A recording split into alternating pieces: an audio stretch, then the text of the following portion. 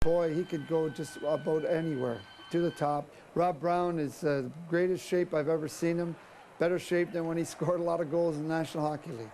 Talented, we're going to play him at center. We want to give him a little room to be creative. I think people are going to love watching this man.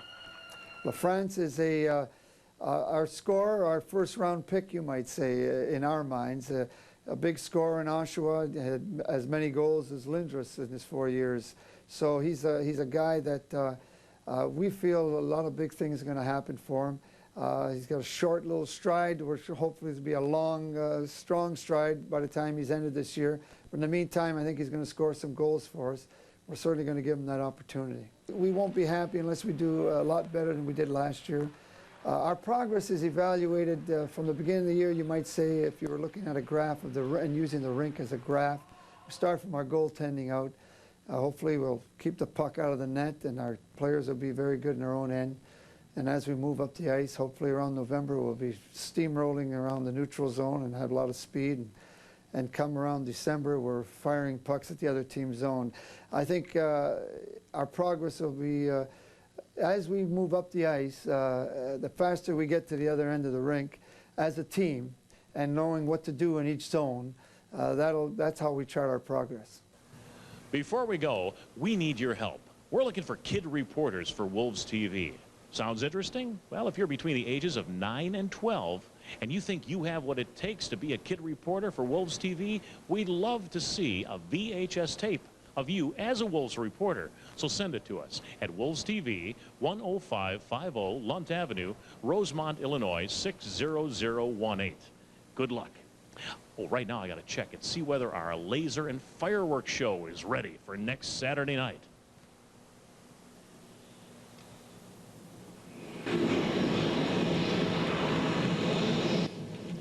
I'd say they're ready.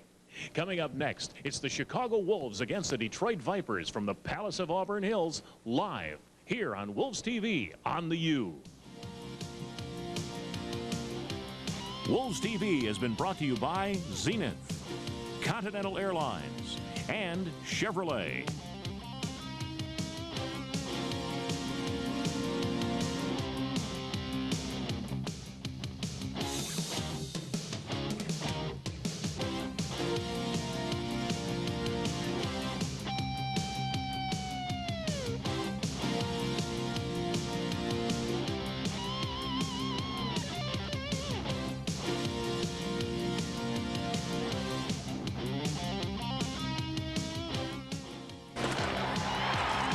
You're watching Chicago Wolves Hockey on Channel 26. 40%折扣，经济舱大减价，海天。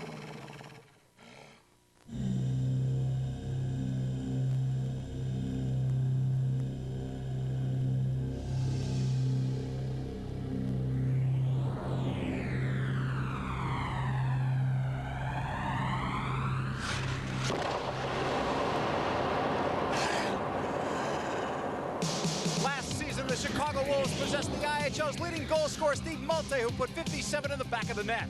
But Wolves goaltending had to come up big because of a lack of goals scored, a problem that has been rectified. Well, obviously we had to fill the net. I think we certainly did the job defensively after the first month or so.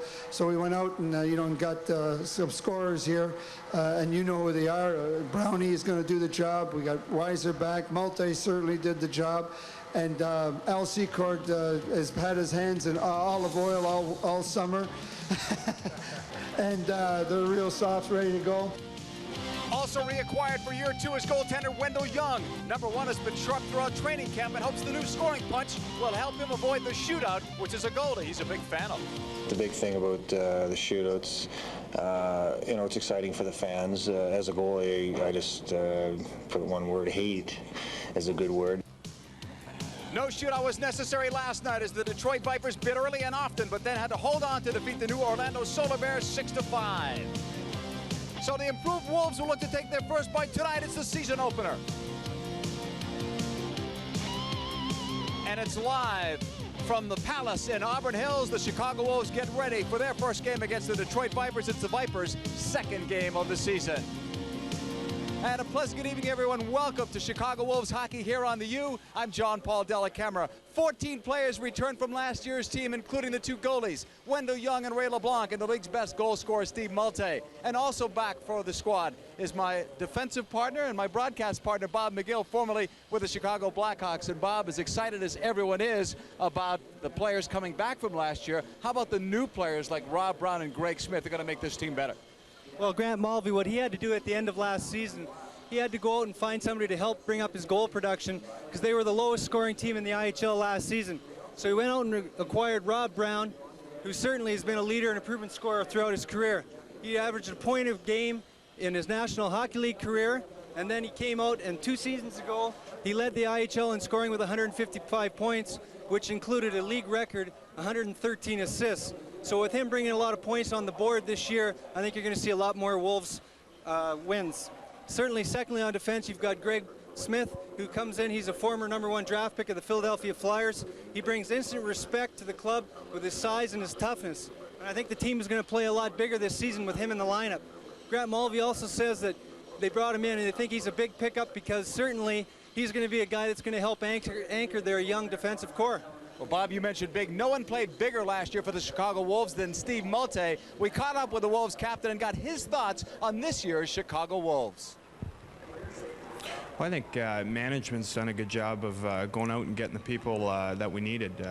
We added a little spark to our offense by getting Dan Curry, Rob Brown, who are both, proven offensive powers in this league. And, Daryl LaFrance, I think, is going to help our offense, too. And, we got a few character guys, too, as far as Greg Smythe is going to be a big addition to our blue line. And, I'm very anxious to see what happens. I think they've done a good job, as I said, of getting the people we need. And, we'll just see what happens.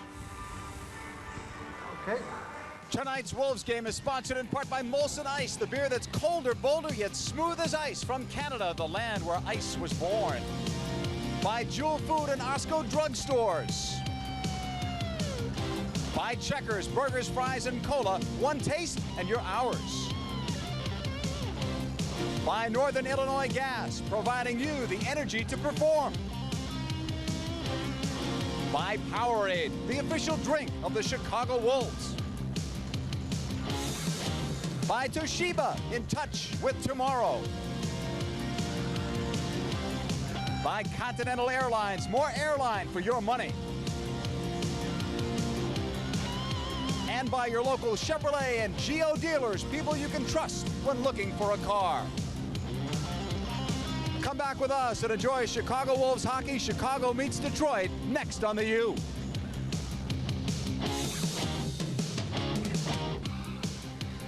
Wolves fans, take advantage of the special in-game ticket offer. Order a 10-game mini-season ticket package, you'll get a free Wolves cap. Order a 20-game mini plan, you get a Wolves t-shirt. This offer is good for all orders made tonight during the game, so call 1-800-THE-WOLVES.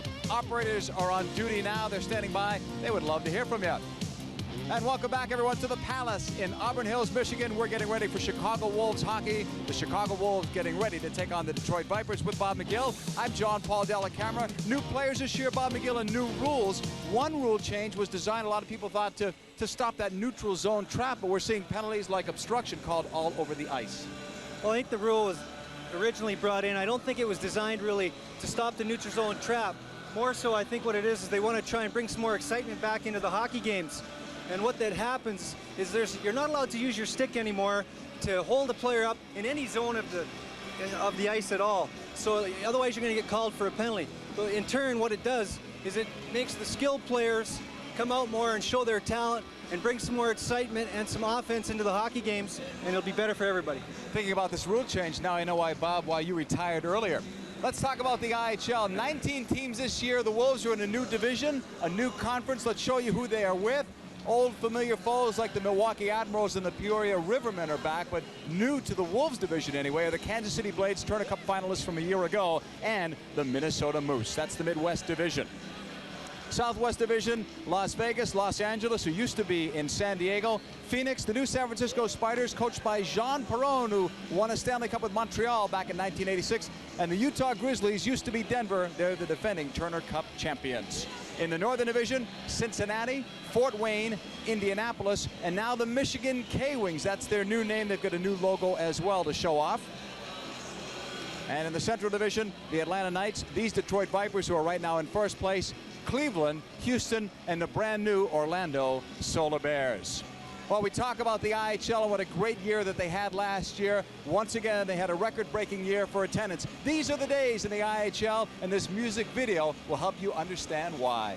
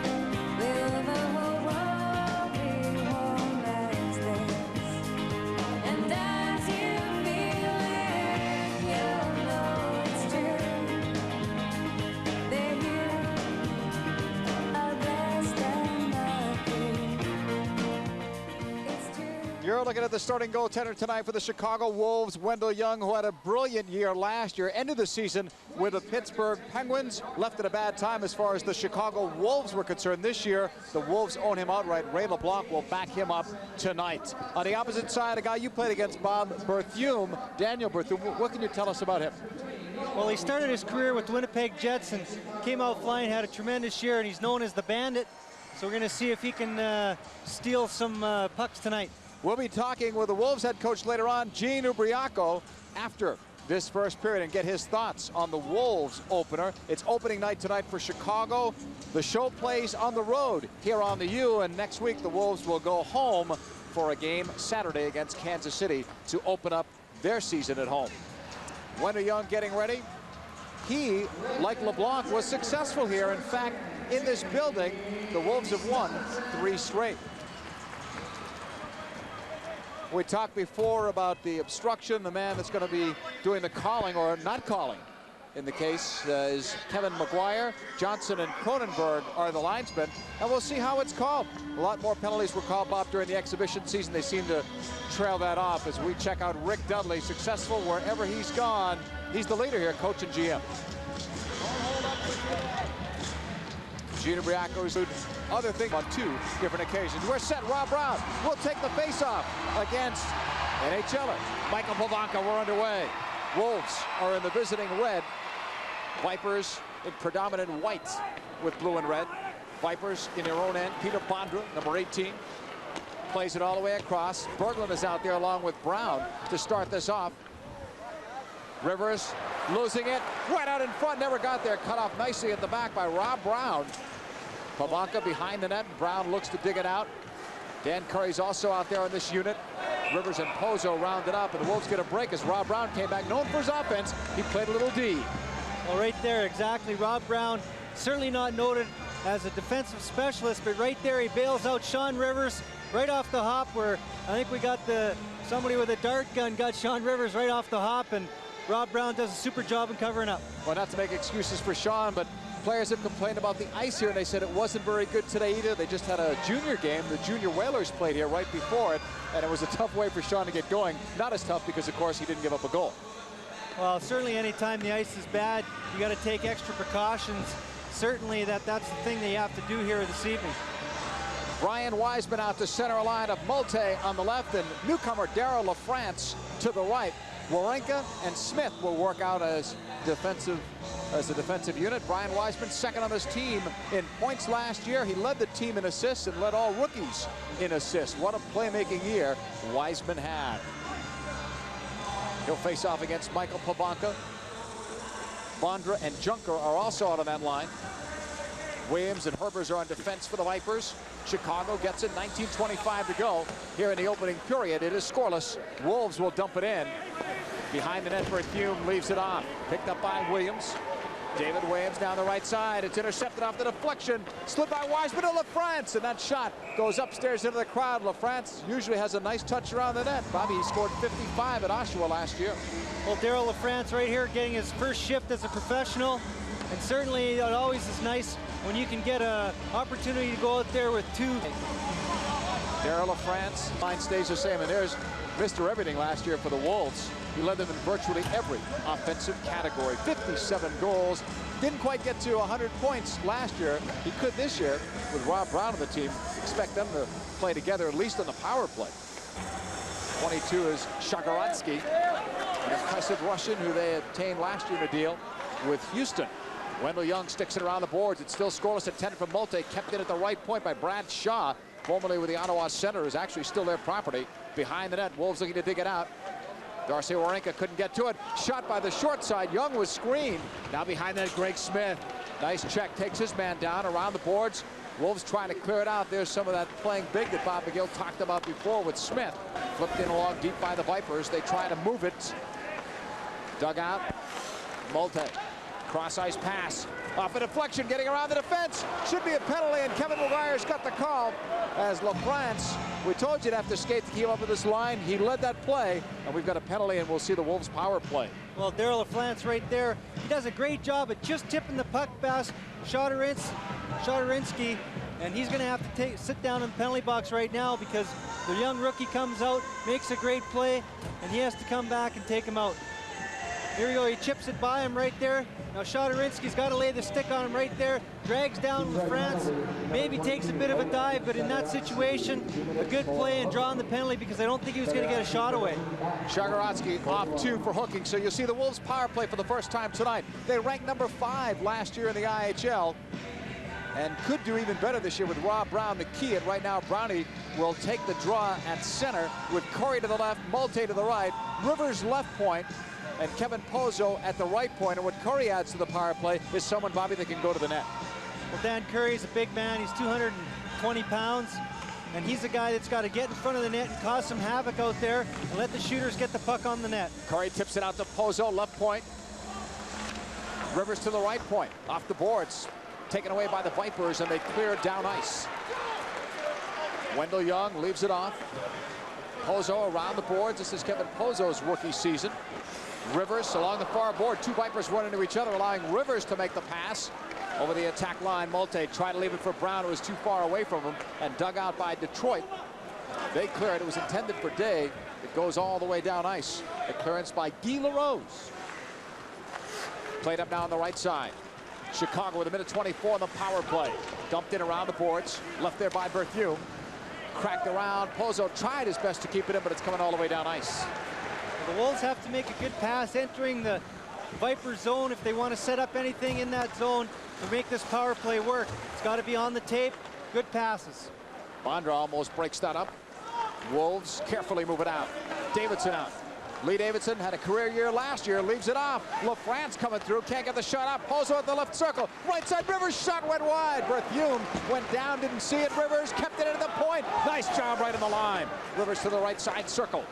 Now deflected in front, and Berthiaume wisely covers up. The Wolves almost got a break there to score the game's first goal. Well, it's a game of inches, and right there, a little break, and the Wolves almost score a lucky goal, but Berthiaume is sharp, and he covers it up and doesn't let anything get by. Berthiaume looks a little bit like Kelly Rudy with that bandana tucking out of the back of his helmet. Well, they were teammates with the Los Angeles Kings, and I think that Daniel Berthiaume took a little bit of a tip from Kelly Rudy, and I'm sure with the goaltender, they sweat so much with all the gear that they have on, and they don't get a chance to rest during a game, so keeps the sweat out of his eyes, maybe keeps him a bit cooler. Wiseman out there with Molte, and LaFrance off the draw, right point kept alive. Goslin swings it to Duffy, his first shift of the night. Wolves try to jam it in front, and it was blocked by Berthiaume. Centered out at the point by LaFrance. Shot taken, flashing save, rebound comes out to LaFrance. He can't get the stick to it. 28 seconds left in the power play. Vipers tried to clear, and it landed in the seats. And now the Wolves going to make a quick change on the power play. You're looking at Lonnie Loach, the team captain. And what a great goal scorer he's been in the IHL. Has averaged over a point per game throughout his IHL career. Gino Briaco's got to like what he sees so far. You know, opening night, jitters, etc. And it's scoreless, 16:45 left in the first. Well, I'm sure that there was a lot of tension in the dressing room before the game. A lot of young guys coming in here for their first season in professional hockey, and it's always nice to get on the ice and get it over with and just play hockey. Yeah, Vipers don't have to worry about that. They had to last night.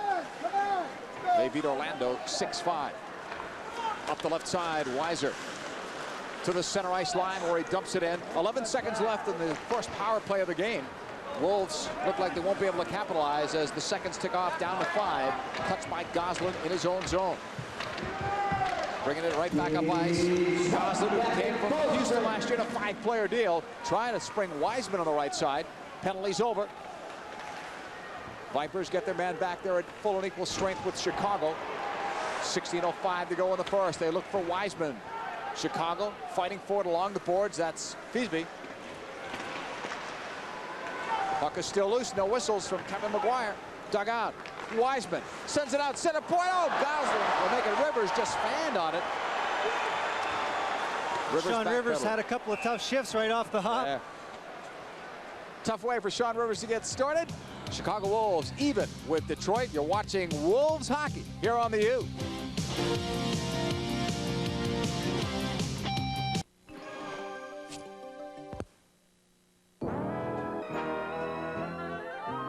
Due to technical difficulties, we're unable to show you the picture on the new Toshiba FST Perfect. The problem is your set. Unlike the FST Perfect, the world's flattest 35-inch picture tube, your screen is more curved, causing distortion and annoying reflections. We will try to correct this problem by asking you to get rid of your set immediately and buy the FST Perfect.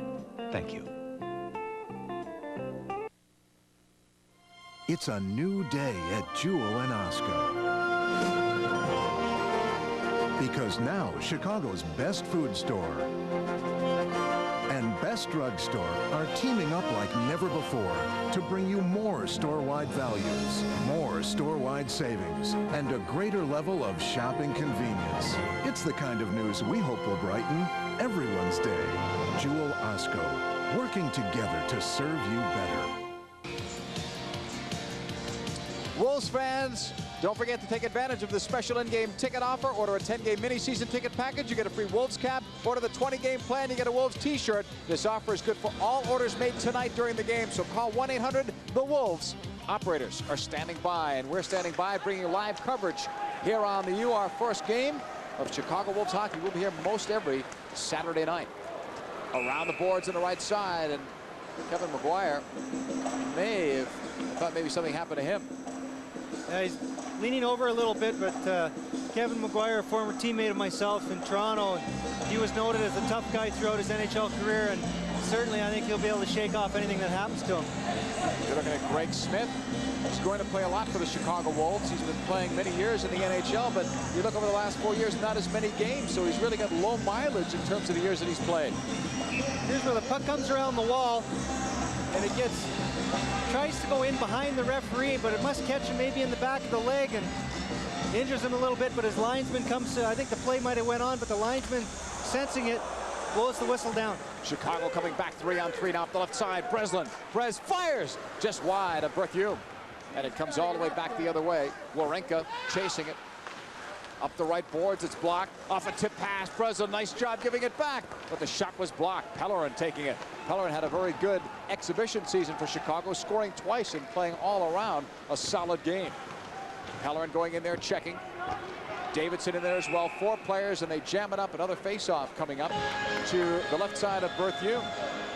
Pavanka's a very familiar name. I know you played against both Pavanka and Bondra. You must have a lot of successful stories to tell. Well, Michael Pavanka and Peter Bondra are here playing in the IHL because they have contract disputes with the Washington Capitals. And I talked to both of them this morning, and certainly they're a little bit disgruntled with what's going on with the situation. But yeah, I played against them a little bit, JP, and I took tickets a couple of times as they went around the outside, as the old turnstile it's called, but I probably chopped them down once or twice also. I'm sure you got in your share. Off the draw. Picked up by Chicago behind the net. Falling down under a heap was Rob Brown. Along the board, Chicago trying to keep it in. It comes out of the zone. Brown's okay. He's back up in the play. Wendell Young out of his net to leave it off now for Greg Smith. 14:44 to go in a scoreless first period from Detroit. Vipers and the Wolves, a great rivalry a year ago. Wolves had the edge. 6-3-2 is their record. They've won 5 out of the last 6 games overall. Puck is dumped in now by Chicago. Berthiaume leaves it off. Lets it go. Shagaratsky off the boards. Not as much zip tonight for Detroit. Maybe some of last night took something out of them. This has been all Chicago in this opening period. Not that many attacks here for the Vipers. Now they're just dumping it in. Of course, they were shorthanded for a couple of minutes. Well, they really came out of the gate storming last night and jumped to a 4-0 lead and had to hang on for the win. So maybe they're taking it a little bit easier tonight, trying to feel out the Wolves. Wiseman gives it up. LaFrance. Wiseman plays it across, walking in, and the shot went wide off Molte. But what vision by Wiseman! Back the other way, Vipers break it out. Joe Day had 2 goals last night. Dumped by Sean Rivers. Day takes a check from Molte. Along the boards, dug out by the Vipers. LaRose fires wide of Wendell Young. Herbers at the point. Kept into the far side. Vipers center it in front. Rivers right spot. Oh, he almost had that breakout pass. Right idea. He had LaFrance breaking. It's back into the Wolves' end. Right side, Pozo.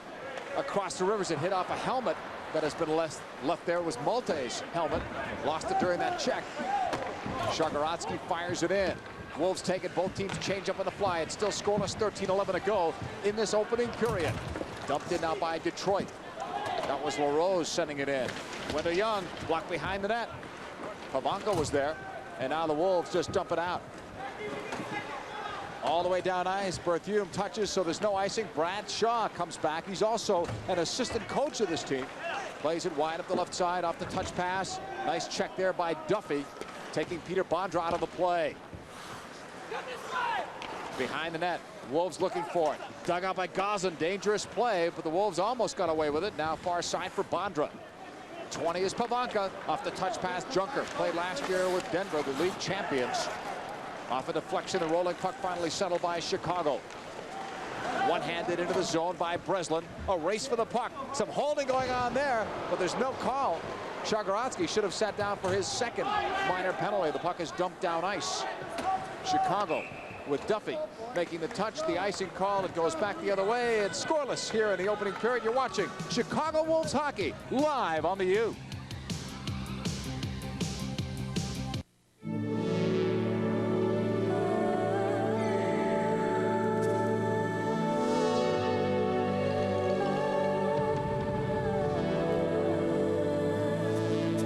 Don't you wish we could just do this to air pollution? In a way we can. If homes and industries, power plants and vehicles would just switch to natural gas. Clean, economical, natural gas. Think what we'll save. The more in this, the opening period. Well, what's going to happen on the replay right here? Brian Pellerin is going after a loose puck. And we've got Shagaratsky all over him, holding him, making him go down to the ice. And realistically, with the new rules in place, from another angle, you're going to see him with both arms wrapped around him. Brian Pellerin almost head first into the boards. He could be called for an obstruction penalty right there on that play. Should have been. Behind the net, Curry checking into Herbers, his like number. Along the far boards, dug out right in front. Tierney gives it up. Savaglia, number 12, with the dump in. Chasing it are the Chicago Wolves. Jack Duffy, number 4, back for his second season with Chicago, one of the 14 returning players. Along the boards, right side, Savaglia keeps it in. Tierney level. Good hit.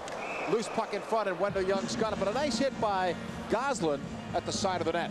Well, that's a textbook takeout by a defenseman in your own zone. Anytime the player picks up the puck in your zone, you got to zone in on the player, and Steve Goslin right there does it in textbook style. Takes his man all the way, flattens him out, puck goes to safety. Wendell Young and Daniel Berthiaume have kept this game scoreless thus far. On the bench, Joseph Cherney, one of several players actually that this organization has had with some Edmonton Oilers experience. Face off to the right side of Wendell Young. Wiseman in for the draw against Savaglia. Savaglia wins it. Out at the point. Shigarsky shot save Young. Picked up by Multe. Off the right wing boards. Looking for LaFrance trying to bust him free. Taken on the far side. Darrell Williams sends it back. Vipers, Shagorodsky off the boards. Looking long. Intended for Lonnie Loach. Loach may get this yet. Trying to bounce off a check. Flipped off the boards by Greg Smith. It still stays in the Wolves' end. Wiseman flipping it around the far side. LaFrance being tied up. Savaglia fires tip. Save Wendell Young. And the rebound goes in. Vipers score.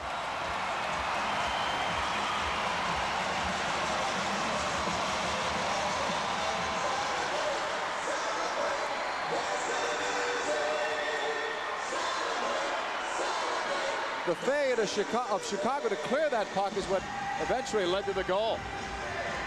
Well, some sloppy play in the Chicago zone. The puck comes around the wall.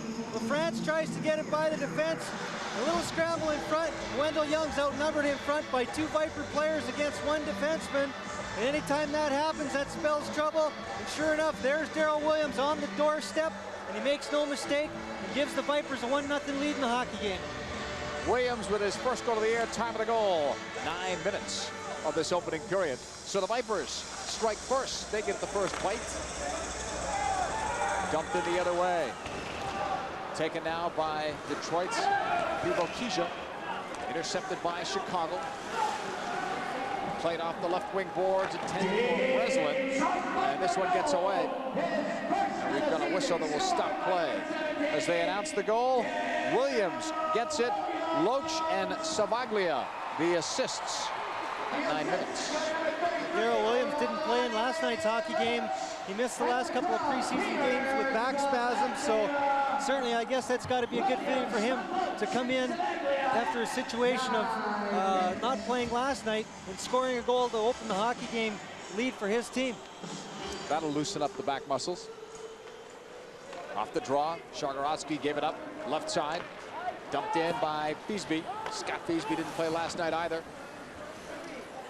Along the boards, Rivers looking for Berglund. Touch back to Sean Rivers. Up the left side, Wolves break out with Brown. Into the middle. Berglund there as well. Puck is cleared by Detroit. Backpedaling Sean Rivers. Back for his second year with Chicago after 2 with Atlanta. Vipers look to break out. A diving poke check. Sean Rivers with a gutsy play, and Rob Brown takes over. Brownie over the line. Has Curry to the left. Trying to feed it to the right. It was deflected off Curry. Kept in by Chicago. Off the boards. Wolves trail it. 1-0 as Curry flips it around the opposite side. Rob Brown chasing it. Brown checked off the puck. Lost the helmet as well. Dug out of the corner. Behind the net, Curry looking to give it back. Fighting for it is Pellerin along the far boards. Pellerin kicking it soccer style behind the net. Dug out by Detroit. They get it far side to Joe Day. Dave Williams to center. Off a deflection off Tim Breslin's stick. Picked up by Kevin Pozo. Now to the right side. Busting in. Vipers keep it alive in the zone. Just missing that time was Bondra. Wolves break out 2-on-3. Fighting around the boards behind Berthiaume with 9:12 to go in the first period. Detroit up 1-0 on a Darrell Williams goal. The puck somewhat underneath Pellerin. Kevin McGuire sees it still moving, so there's no whistle, and Detroit digs it out. Clear it back the other way. Jack Duffy try to swing it. It's picked off. Onside of the Vipers. Giveaway. Detroit's pass blocked. Still loose and now dug out here by the Wolves, and they try to come back on a counterattack with Davidson leading it. Lee Davidson over the line. He scored 4 against Detroit last year. The shot sticked away. Nice save by Berthiaume. Kept alive along the far side boards. Flip pass into Breslin. Tim Breslin is checked and taken down. Picked up by Peter Bondra. Bondra brings it back. 2-on-3. Vipers over the line. They lead 1-0. Bondra sandwiched there by both Duffy and Gosselin. Wolves were lucky no penalty was called. Loach shot blocked in front. Gosselin got in there. Chicago should have had a penalty call there, but they don't. Instead, there will be an icing call made as it's touched by Detroit. The next faceoff will come back to the other side with 8:14 to go in this, the opening period. Detroit leads it 1-0. You're watching Chicago Wolves hockey here on the U. Tonight marks the return of professional hockey to free television, and the Wolves are proud to be part of the lineup at WCIU Channel 26 to you. Look for these upcoming Saturday night games against KC twice and then Minnesota. And of course, be sure to tune in at 7 o'clock prior to game time as we bring you Wolves TV, this weekly half hour hosted by Wayne Mesmer. Brings you inside stories and features related to the Wolves and the sport of hockey. That's Wolves TV every week, right here. Our new home is the U. Coming back are the Wolves as they bring it up ice. 4-4 in terms of the shots on goal, but it's a 1-0 Viper lead. They bring it back 3-on-2. Turney on the off wing. Backhand pass to the slot. Save with a Young rebound. Score! Savaglia.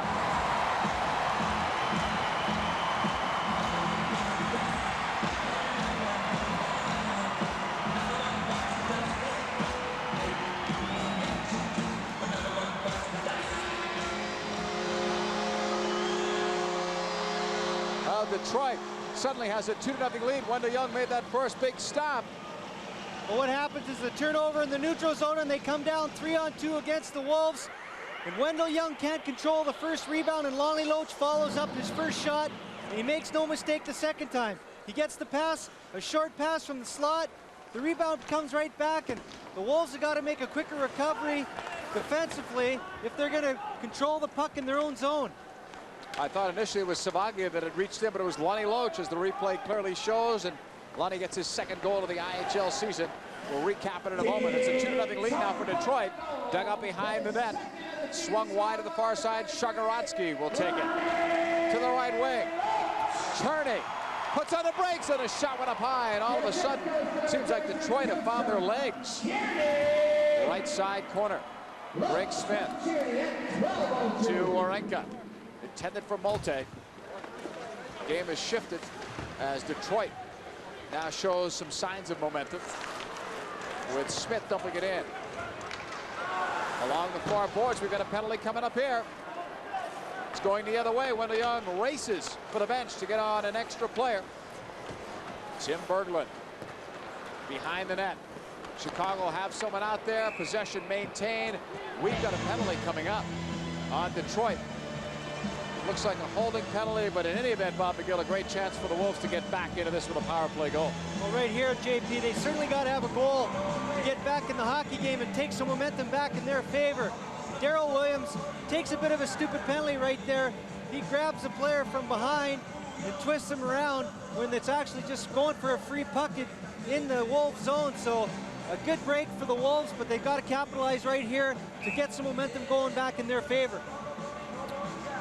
Rick Dudley has his penalty killers out there.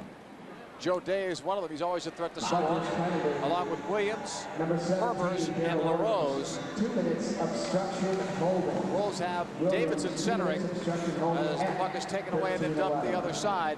LaFrance is to the right. Curry is to the left. Back up ice now come the Wolves. Rivers and Brown, it looks like, will man the points. Rob Brown has been playing the point, in practice anyway, in the power play. Brown at the left point. Getting by was LaRose. 2-on-2. Guy LaRose at the right circle, walking in. Couldn't get the shot off of it, and hopped right through the crease, and the Wolves dodged a bullet that time. Well, Robbie Brown playing the point on the power play as a forward. Takes a chance in the offensive zone to keep the puck in. Almost cost him dearly with a 2-on-1. But a good defensive play by one of the forwards getting back and helping out. Rivers had dumped it in. Wolves on the power play with 1:10 left on it, with Williams serving the minor. LaFrance, side of the net. Corey trying to sneak it through. He had a player open in front. Corey with a flip. Out at the left point, Brown swings it. Rivers, circle. LaFrance is blocked, and Herbers had it stuck in there somewhere, and now it comes out of the jersey.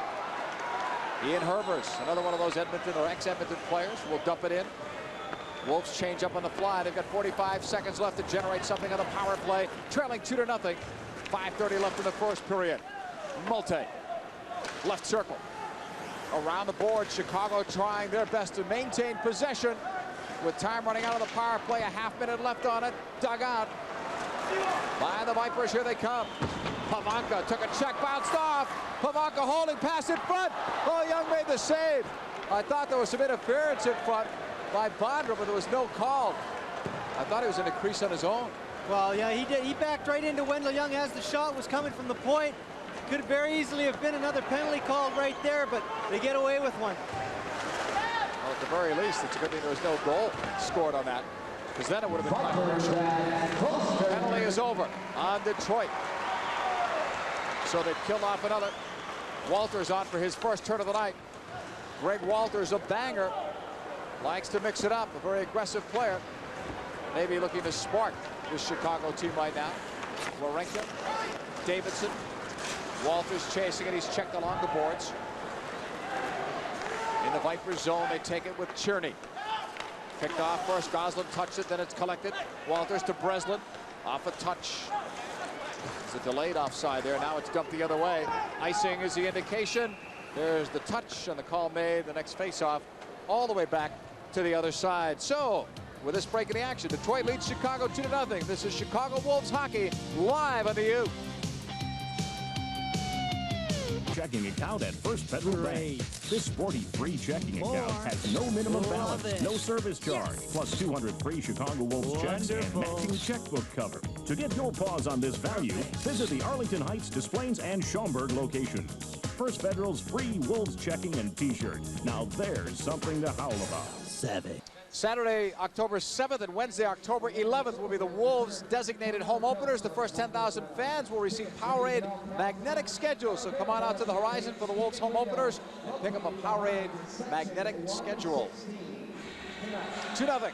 Wolves trail Detroit. Period number 1 from the Palace at Auburn Hills. Williams leaves it off. Taken out from the left side. Vipers will dump it in. That was Dave Smith doing the honors.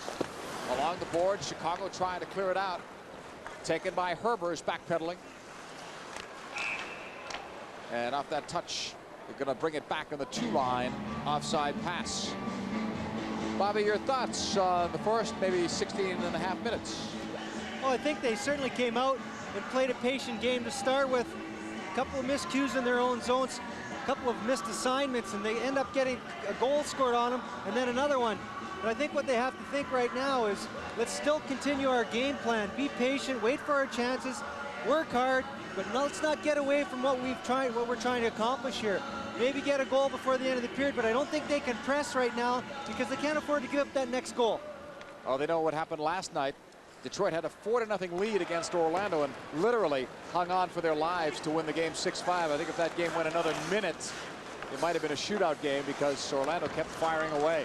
Here are the Wolves over the line on the attack. Dropped off. Wawrinka fires. Stopped by Berthiaume, and Wawrinka almost got to that rebound, just overskated. He's got to come back as the Vipers break it out 3-on-3. And Wawrinka did a great job to get back, but then he got the stick in and he's going off. Well, right there, that's the penalty that's going to be so controversial all year long. And this is going to be called for interference, obstruction, hooking. And Wawrinka makes a great play by skating around the net and all the way back into the play. But as soon as he gives the player a tug with his stick, the referee's watching right there, and he calls it. 16:39, the time of the penalty on Wawrinka. And it's unfortunate because he did get back after he had the offensive opportunity. Well, Wawrinka's on both ends of the ice. He gets the shot on Berthiaume. He makes a save, and he almost gets his own rebound. He's going to skate around his net, and he's going to bolt all the way down the ice. He gets back into the play, JP, but unfortunately he gets too much of a stick on the Detroit player, and now he's going to sit out in the penalty box. This is a key penalty-killing assignment here for the Chicago Wolves. Berglund is out there with Davidson. Davidson led the club last year with 3 shorthanded goals. But right now they want to make sure they can prevent one, although a shorthanded goal would give them a great spark. Penalty killing is an area they want to improve on from last year. Right side, here come the Vipers. Fondra over the line. Good puck control. Right point. Shagorodsky will key the power play to the circle. A shot. Kick save, Wendell Young. Rebound. Shagorodsky deep slot. Score! 3-0 Detroit.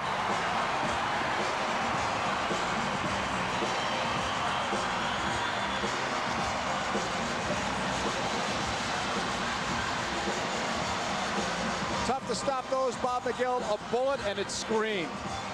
Well, right here, it's a great play. They move the puck around. David Williams fires the shot on net, And as it goes out, I think Wendell Young loses his footing and he can't get up. As you see, he's still laying on the ice right there.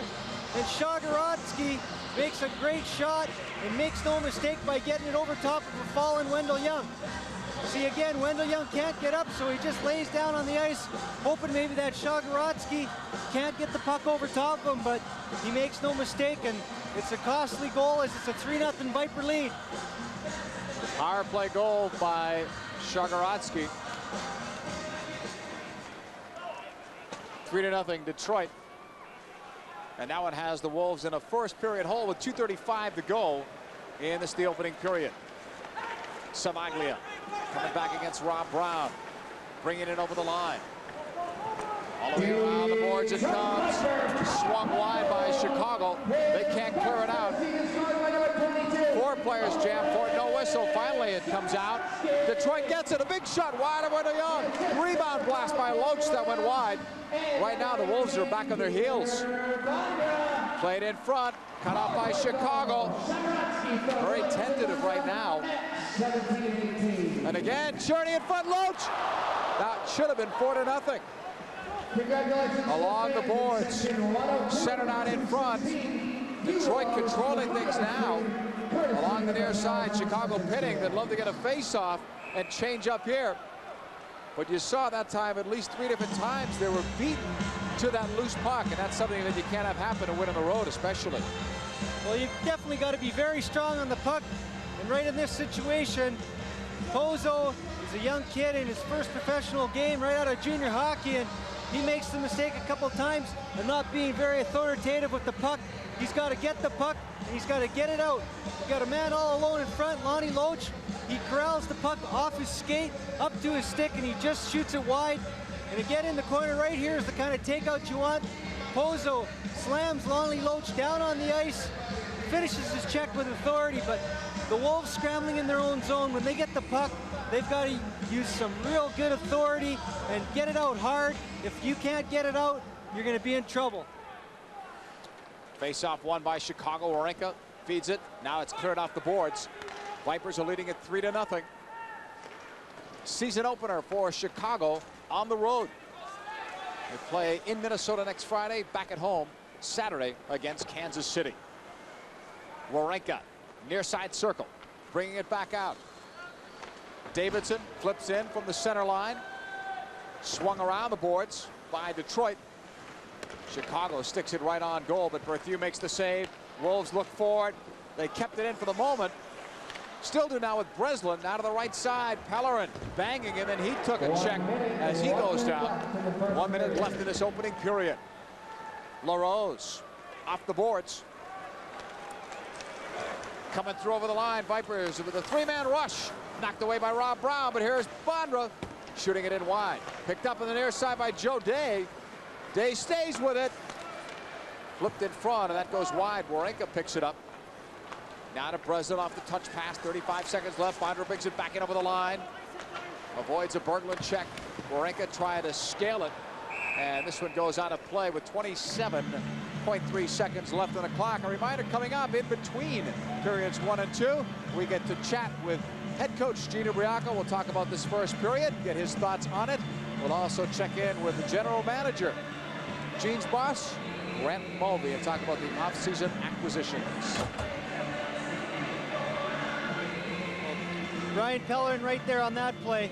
That's what you call taking a hit to make a play, and he keeps the puck into the zone and knew he was going to get hit. And I'll tell you, he paid for it dearly because I think he hurt himself a little bit, maybe his side or his shoulder. Right side, Williams fires in, tip, nice save, Wendell Young. Along the boards, dug out, checked along those boards by Rob Brown. Brown will pick it up, digs it out, off a touch pass, Greg Walters with 12 seconds left, dumps it into the Vipers' end. Picked up by Herbers off the boards. He just clears it out of the zone. Chasing it down are the Wolves, but time is going to run out here with a puck in the Wolves' end. Horn sounds ending play in this opening period, and after a good start, the Wolves saw it get away, and give credit to the Detroit Vipers. They played a pretty strong last 13, 14 minutes. Well, Detroit, like you say, they played last night. Most players didn't skate this morning, so maybe they were a little slow coming out of the gate, but once they got going, The Wolves had a hard time holding them up, so they got to regroup and come back at them next period. Williams, Loesch, and Shagorodsky are your goal scorers. Detroit 3, Chicago nothing. Come back with us. You're watching Chicago Wolves hockey live on the U. You know, we were ready to go, and I think the biggest problem was we gave up some rebounds there, and we didn't clear out the front of the net. And Big Bob knows about that. You can't give the people they have on that hockey club a couple of chances to get to the puck a second time. Gene, last night we saw the game together. It was Detroit getting a 4-0 lead, and they almost lost that game. So obviously you know it can be done, and your team can come back. What's the message in between periods? Well, we have to regroup. We want to make sure that we just make every shift better than the last one. It's the first game. We got a few people very nervous. Even the veterans are nervous, I think. It's the first game. Get the kinks out. We just can't give them any more and chip away. Gene, a couple of newcomers tonight. Pozo and LaFrance, a couple of young rookies right out of junior hockey. What do you assess their play in the first period? Well, I think like some of the people out there, a little tight, a little nervous, I think. But, you know, that the only way they're going to get into this league is play. And we're going to have to be patient in that regard, and we intend to be. They can play, and they'll show us they can play. Gene, what about the way the games are being called now? There wasn't a lot that was called in that opening period. We saw some things up here that we thought should have been called, and they weren't. How have you adjusted through the exhibition season with the frequency of the penalties called and right now into the start of the regular year? Well, I think the players are handling that obstruction rule pretty good. We got called on one. I think any time you're going to use the stick, they're going to call it. If you can bump, you can push people out of the way as long as it's a legal check, even when he doesn't have the puck. But if you use the stick, they're going to call it. And I think it's just a matter of getting used to it, and the players be disciplined enough not to ward off with the stick. And as we go along, I think it's probably going to be a good rule. However, players are going to have to move a heck of a lot quicker, and speed is going to be very, very important. Coach, thanks for joining us in between periods. Best of luck the rest of the way. Thank you. Wolves trail the Detroit Vipers by a score of 3-0. I'm John Paul Della Camera, joined upstairs by the president and general manager of the Chicago Wolves, Grant Mulvey. Before we talk about the new acquisitions, Grant, it had to be tough for you to watch this first period. What can you tell us about the way that first period played out? Well, I thought the first 10 minutes, I thought we owned the period. We had a couple of good chances to score. I felt that our young kids, all day, I know that they were very nervous. We were very nervous coming in because we have very young defense, and especially with Kevin Pozo and Daryl LaFrance, they wanted to get this one out of the way. There's a lot of pressure on the young ones to play at this level of such a high level compared to what they're used to playing at. But they're fine hockey players, and our older guys that we've been accustomed to, Steve Malti and Brian Wiseman, they're fine hockey players, and they just got to get in the groove. We had a couple of bad bounces in our end, and the puck went in, but there's only 81 games left, and that's all? 2 periods here, so we've got a long ways to go. We're a fine hockey team. We've improved the hockey club very well. Let's talk about that, because you must not have had an off season at all. You were busy pulling the trigger on deals right away. I think most people around the league were very impressed with the Brown, Curry, and Smith deals. Well, I think first of all, the biggest thing was the Wendell Young. We wanted to go and get a solid #1 goaltender. We did. He was here last year. He ended up going up to Pittsburgh, and playing very well when he played in Pittsburgh. So we were able to acquire Wendell. Then we went out and got goal scoring, which we needed to get. In this game tonight, we're 3-0 right now. But we have enough offense that we can go out and score goals right now. I think last year's hockey club, they would have worked really hard but couldn't score those goals. And so I'm confident that we improved the hockey club in the offense with Rob Brown, Dan Curry. On defense, the big guy, he's still getting in shape. He's still getting in the groove, and this is his first game, and he hasn't played a lot of hockey in the last little bit, so he needs to really get back in condition, and Greg will be a fantastic addition to our hockey club. Everybody knows about Brown and Smith from the NHL, but you actually found LaFrance last year on a scouting trip. Tell us about that. Well, Daryl is only 21 years old, and he was one of the OHA's best hockey players. The OHL is a junior hockey program in Canada. Then I went out to the Memorial Cup, and that's where Kevin Pozo was, and he was in the Memorial Cup, the junior hockey's finest competition, and I liked the way he played. He moved the puck up quick. He played with some very good hockey players, and he did things that I liked. He took the body, and he's had a great hockey camp here in Chicago, and I look forward to having him for a lot of years. He'll be a fine player for us. Well, congratulations on the new acquisitions. Hopefully you'll see a better second period, and hopefully we'll see a full house next Saturday when the Wolves return home. Yes, absolutely. We've worked very hard this year to improve our hockey club. We've worked very hard to improve all the business part of our hockey club, too. So I look forward to a wonderful season.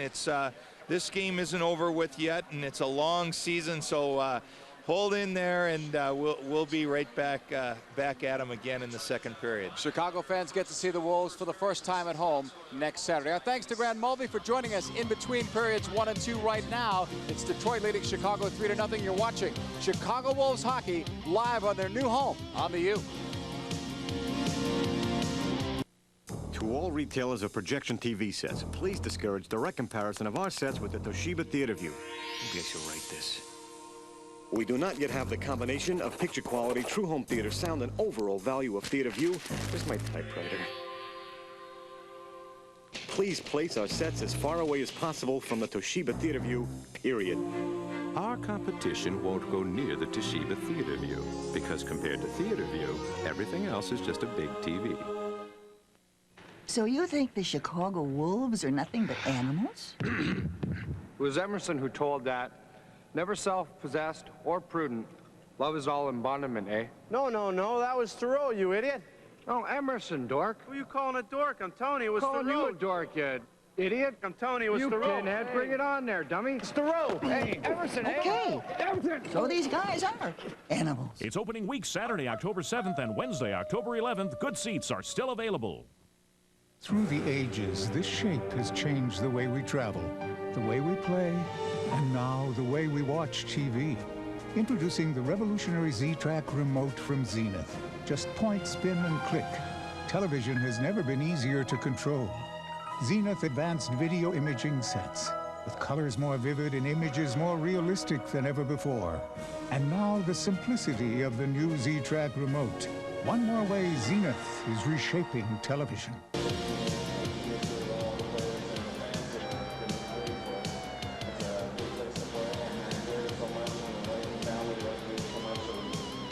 Opening week ticket offer. Order your 10-game mini-season ticket package. Get a free Wolves cap. Order a 20-game mini plan. You get a Wolves t-shirt. Call 1-800-THE-WOLVES. Operators are on duty. Highlights coming up for you. It's a 3-0 lead. The Detroit Vipers are having things their way after the Chicago Wolves. Bob McGill got off to a pretty decent start. Well, the Wolves got off to a good start with the first goal. The puck comes around the boards, and LaFrance squeezes it by his defenseman, but his partner comes across and throws it to the front of the net, and there's 2 Vipers players against 1 Wolf player, and certainly a little odd man situation, and Wendell Young can't corral the puck, and Darrell Williams scores his first goal from Lonnie Loach and Peter Silvaglia at the 9-minute mark to give Detroit a 1-0 lead. Didn't take much longer to get Detroit going again about 3 minutes later. The second goal, Cherny makes it on a 3-on-2 rush. He passes it to Lonnie Loach, who gets the shot on Wendell Young. And again, the rebound goes right back out to Loach, who doesn't get knocked down or off the puck. And he makes no mistake the second time over a sprawling Wendell Young. And that's Lonnie Loach's second goal of the season from Cherny at 12:02 to give the Vipers a 2-0 lead. And the third goal on the power play, David Williams. The shot to the front of the net, and Wendell Young makes the initial save, but it comes right back out to the point to Shagorotsky. And Wendell Young can't get his balance back up, and Shagorotsky makes no mistake as he gets it over for his first goal of the season on the power play. Assisted from Williams and Bondra at 17-18. And that's the way the first period ended, with a 3-0 lead, which is in Detroit's favor. So it's Williams, Loach, and Shagorotsky each scoring goals, and the goals are about 8 minutes apart in terms of those 3. The shots don't show Detroit with all that much of an edge. The power play work, well, although Detroit is doing a better job than Chicago on the faceoffs. Well, that's very important in the game too, where on the power play they win the faceoff, and that's what happens. You You control the puck when you win the faceoffs, and usually when you control the puck, you control the game. And so far, that's told the story. Vipers are back out on the ice. We are awaiting the arrival of the Chicago Wolves. Trailing 3-0. They talked about being a little bit nervous, as you might expect, but even the veterans as well. You've been playing the game for years. People probably think it's old hat to you, but I guess opening night is different. Well, it certainly is, JP, and it doesn't matter how many years or games you play in any league. Opening night's always special, and it's certainly a very nerve-wracking time for any player, but I think once you get, the veterans are supposed to settle down after their first couple of shifts, and they've got to reassure these young players that, hey, you're in the game now. It's just like another game that you've played throughout your whole life, so let's get at it, let's calm down and get to work, and they've got to brush off the cobwebs here and get right back in the hockey game early in this period. Upcoming Wolves telecast October 7th against Kansas City. The same deal a week later against the same Kansas City Blades. And then October 28th against the Minnesota Moose. All games 7:30 p.m. But don't forget, Wolves TV 30 minutes earlier. Great chance to catch up on Wolves activity throughout the week as Gino Briaco heads back to his spot on the bench. Alex Roberts, assistant coach, one step behind. And what Gene's got to look for this period, Bobby, obviously more goals. You can't give up any. But also, if you're not going to score goals in the beginning, at least get off to a good start. First 5 minutes, a solid hit, great shot, something. I think the players have to take it upon themselves here also. Got a number of veterans on this team, and I'm sure in the dressing room they talked about it. We've got to get back to our game plan of what we want to do, and I'm sure it's being conservative. Let's not take any chances and give up that next goal, which is so important. They've got to score the next goal, the Wolves do, to get back in the hockey game and put some pressure on the Vipers. And if they do that, I think they'll be fine. Remember last year, 6-5 shootout, opening night, same place. This is the spot. Well, so you never know. They're in a good position, I think. Certainly, you know, last night, you can bet that it's in the minds of the Detroit Vipers that, hey, we had a 4-0 lead last night and we almost ended up losing the hockey game. So they want to be on their best second period start here also. So I think the Wolves are certainly going to have to go out there and push hard and work to get some control of the puck and score a goal. And no bad penalties. That has to be a message brought forth to the Chicago Wolves. Along the boards near side, Detroit trying to dig it. As the second period is underway, Berglund will get it right side. Bergie fires it in. He's out there with Brown and Curry as the unit. Rob Brown checked to the boards, but he bounces free. Rivers and Pozo are the defensive duo. Rivers left, Pozo right. Off the boards, Bondra plays it all the way across to Pavanka. Pavanka left the game last night early after a 5-minute cross-checking major, so he didn't play all that much. Along the boards, dug out, Chicago clears it all the way back into the Viper zone. Wolves now make a change. Williams almost stripped there by Breslin, a solid defensive checker. All the way back behind the net. Chicago trying to dig it out off the boards, back in neutral ice. 3-0, Detroit leading. Start of the second period, 1 minute gone. Along the boards, kept in, and then off a deflection. This one goes in deep behind the net. In front, shot, save, Berthiaume. That's a beauty. Berthiaume coming up with a big play against Walters. And a whistle will stop play. Referee's got a high stick. Well, it's a great chance right there by Greg Walters. He almost gets the Wolves on the scoreboard. Nice little save right there by Daniel Berthiaume, who's sharp right off the hop and keeps the Wolves off the board. That high stick, not a penalty, but a stick above the shoulder. Well, Greg Walters reaches in right there and sort of picks the pocket of the defenseman as it comes out of the corner, and he just makes a quick shot, almost gets under the leg of Berthiaume, but he gets it down far enough where his pad makes the save and keeps the puck out of the net. Wolves off the boards. Picked up by Savaglia. Knocked back in by Chicago. We talked about the first 5 minutes of this period being important. Gino Briaco's got to like the jump start here. Along the boards, near side, now Detroit will dig it out. Savaglia to the right side, Cherney. Cherney on the off wing, try to drop it off. Unable to take advantage with Savaglia, but he still holds on. Flips it in front, and Young sticks it away. Along the boards, it gets beyond the reach of Feasby. back to the Wolves. Greg Smith, number 3. Some 9 years in the NHL. Last couple of the Blackhawks. Dumped in the other way. Brad Shaw will dig it up. Out of the zone, pass across ice on the right side. Joe Day breaking for the net. LaRose, and Young makes the play. Shagorodsky couldn't get it. Along the near dasher. Joe Day digging. Molte there to win it. Off the boards. Wolves can't clear it out. LaFrance was there. And now finally it's just dumped. Greg Smith just wanting to relieve the pressure and perhaps get a new unit out there. The icing call is made. Face-off comes back to the other side. 3-0 Detroit leading over Chicago. We remind you about the Wolves returning to home action Saturday, October 7th, Wednesday, October 11th. The Wolves at home, and the first 10,000 fans will receive Powerade magnetic schedules. So come on out to the horizon for the Wolves' first couple of games at home and pick up a Powerade magnetic schedule. That's the new guy, one of the new guys, Darryl LaFrance. He scored more goals in junior, more points than Eric Lindros and Bobby Orr. Set for the draw, right side of Wendell Young. Off the face-off, Goslin takes it up ice. Had that great year, his final year of junior with Chicoutimi. Goz behind the net, looking. Wraparound doesn't work for Molte, but it's still loose into the slot area. Dug out by Herbers. 2-on-1 back the other way, Vipers. Over the line they come. Feasby leading it for Williams, and it was too high as Wendell Young went down in a collision. Goslin was back to help out. Back the other way, Wiseman. 3-0. Wolves are down in the second. Molte going behind the net. Centers it in front. Shot. Stopped in front. Wiseman unlucky as it was blocked by Herbers. Good play by the big defenseman. Cleared down ice by Detroit. Icing. The indication.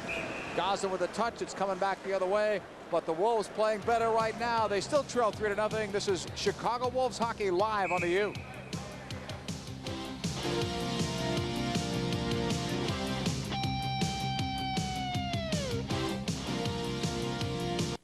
Person needs to send resume to New York.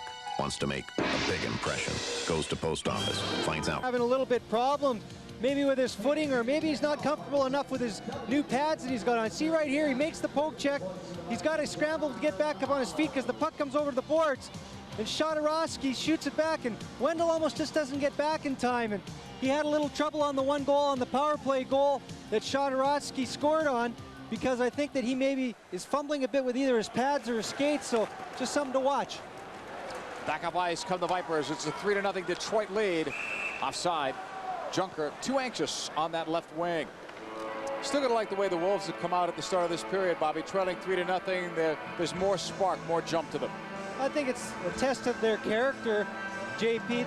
They've got a lot of veterans like we've talked about, and they've been in the battles before, and even though it's earlier in the season, we've got a lot of proud athletes on this hockey club, so they're going to come out and give it their all no matter what the score is. But they've got lots of time. They know that they've got 40 minutes to score 3 goals to be in the situation of a shootout, so they've come out here strong in the second, and hopefully they can continue it and get the next goal. At the point, Detroit keeps in, sticked away by Wendell Young. It's loose. Pavanko was looking for the rebound that didn't come his way. Chicago busting out. Straight up the middle, they come down to the right side. Kevin Pozo with a flip that's blocked behind the net. Chasing after it is Curry. Given up by Detroit. Back it comes into the Wolves zone. Pozo and Rivers are back there defensively. Pozo played junior with Moose Jaw, Spokane, and Saskatoon. Wolves will change up here. Detroit taking it. They lead 3-0. Goes by Williams, Lotan, Skardowski. Along the far boards in front. Shot went wide. Good chance that time. Breslin had an opportunity. Coming back the other way. Vipers 2-on-4. Nothing there. Greg Smith carefully moves it up for Walters. Getting more ice time now as Greg Walters, a wrister. Stop. And Berthiaume, that one had him back on his heels. And then he wisely covers it up. Well, Berthiaume makes a beautiful save on Tim Breslin on that last shift here. And I think right there goes to show why Rob Brown is the big assist man that he is. He sets up Breslin with a beautiful pass, but Berthiaume makes the big save. And Greg Walters, as you see coming down the boards here, he's going to take the long shot that kind of handcuffs Berthiaume a bit. But Greg Walters, as you say, a little more ice time. I have not seen Pellerin out there since the last period when he took that heavy check on the far boards, keeping the puck in his zone, and maybe he's hurting himself. Off the boards, back the other way. Picked up and now taken over the line. Greg Smith, the big defenseman. Played it in, there was nobody there. Back the other way, it's a 2-on-1. Over the line they come. Loach fires high and wide of Young, who did his best to cut down that angle. Out at the right point. Kept in. Vipers battle Loach far boards. Loach in motion. Knocks it in front of the net. Two of the Wolves are there, one Viper. Wolves win that battle. Here they come. Walters off the boards. Taken back. Chicago with Davidson. Lee Davidson off the boards. Smith, and it's sticked away by Berthiaume. Picked up by Breslin. Set behind the net. Wolves going with the shorter shifts. Fresh legs. Civaglia will clear it. This looks a lot like the way the first period was going, and then all of a sudden Vipers scored at 9 minutes, then 12 minutes, and then momentum was theirs. Backpedaling Gosselin off the left side boards. Detroit will just dump it back in. Wendell Young leaves it off. Jack Duffy spent 4 years at Yale University in the ECAC. Last couple in the IHL. Williams is there. Blocked by Multe. Taken over by the Wolves, who send it back in off Herber's stick. 13:50 to go, second period. Detroit 3, Chicago nothing. It's the Wolves opening game here on the U. Chicago back after it. Jack Duffy off the boards.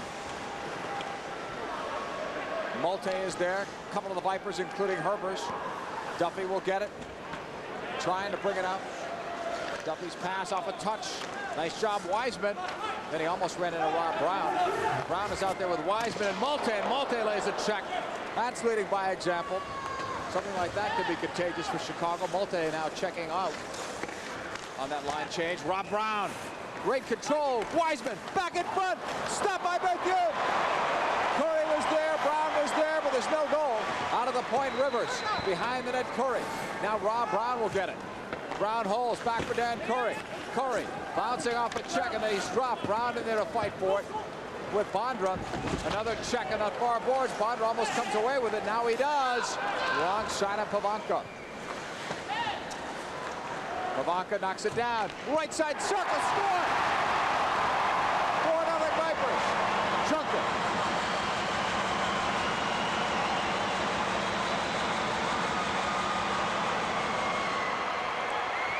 Well, after all that control, Bob, you didn't think something bad was going to happen to Chicago that time, but it did. Well, how many times do you see a bad clearing attempt and it costs you right there? Jack Duffy doesn't get the puck out, and it's a beautiful pass by Michael Pavanka across to Steve Junker, and he makes no mistake. A beautiful pass across for the one-time shot, and Steve Junker gets all of it, and he makes no mistake as he beats Wendell Young on the short side right along the ice. Junker's second goal of this young hockey season. And the assist goes to Pavanka, who has about 475 NHL points, so he knows what to do on a turnover.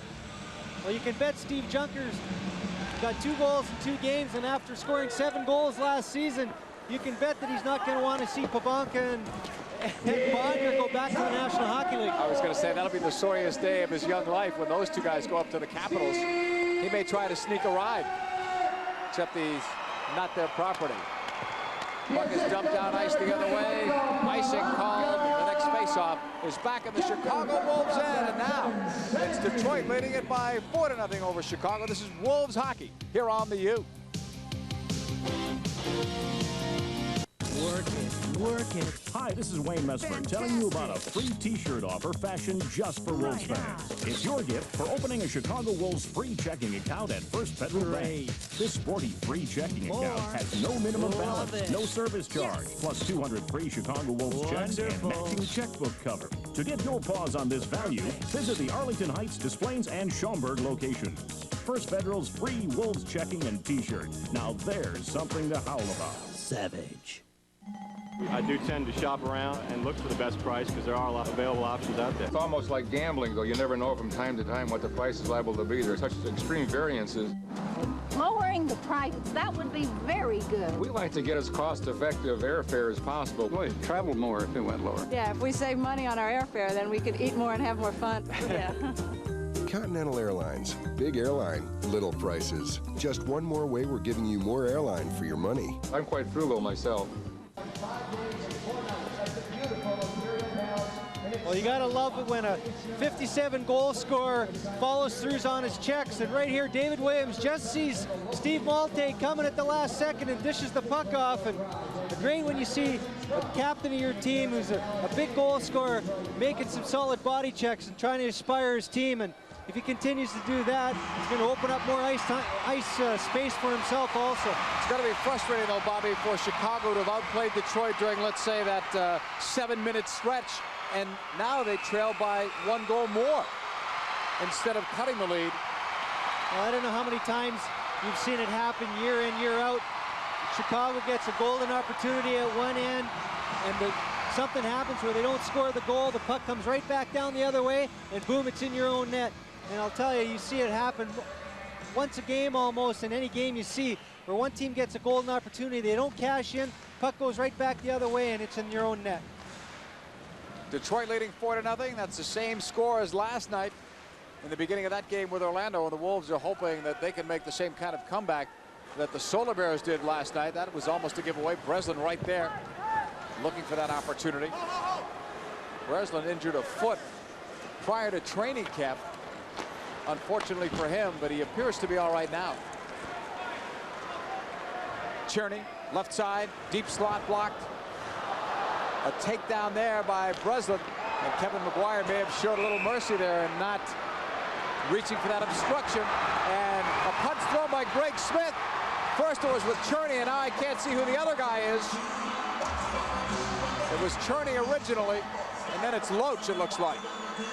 But Greg Smith came in there, and they need to show a little bit of a spark, and maybe this is it. This is the leadership that you talked about, playing big.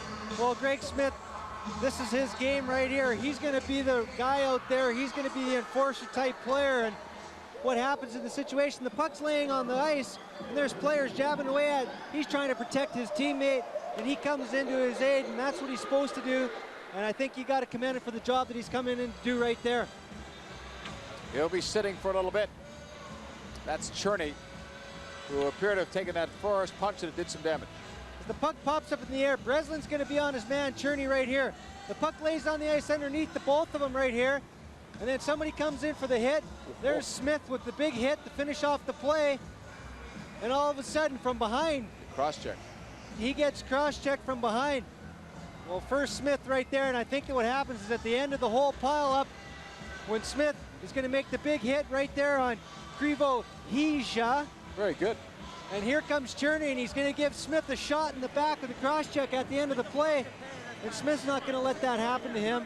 He's going to protect himself. And certainly, when you're known as the tough guy, when somebody small comes up to you and gives you a cheap shot like that, you can't let him get away with that, because people see that, and you got to sort of stand up for yourself and say, hey, you do that to me, and there's going to be some consequences paid. I wish we had a camera on you just now when you said Krivo Hija. You were so proud of yourself, and I was proud of you also. That was very good. But we saw the 2 hits there by Greg Smith, and he was trying to take charge. And right now the Wolves need a leader right now on the ice. And it looked like they were getting it before with the multi-hit, but that goal, that 4th goal, time will tell how damaging that could have been. Well, we still got over half a game to play, so I think the biggest thing that they have to do right now, they have to keep their composure. Certainly that is a major part of it, because they only need 1 goal to get that next spark. Then you fight and scratch and bite, do whatever you have to get the next goal. I mean, this game's long from over, so they can't lose their focus on what they're trying to attain here. And it's win this period, see what goes from there. They're down by a goal in the period so far. Sure, they're down by 4 in the game, but let's get back in the period, win the period, and see what happens.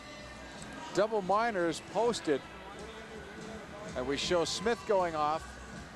But according to this, there were 2 players for Detroit. But there can't be. There's nothing up on the board. It's supposed to even off. So it's 1 on each. I think that's one thing you'll find with Kevin McGuire as a referee. He was a tough guy, and I think he tends to give the tough guys a little bit of benefit of the doubt, because maybe Greg Smith could have got an extra 2 minutes there, but he evens it up because of the cheap shots, so it's nice to see that happen.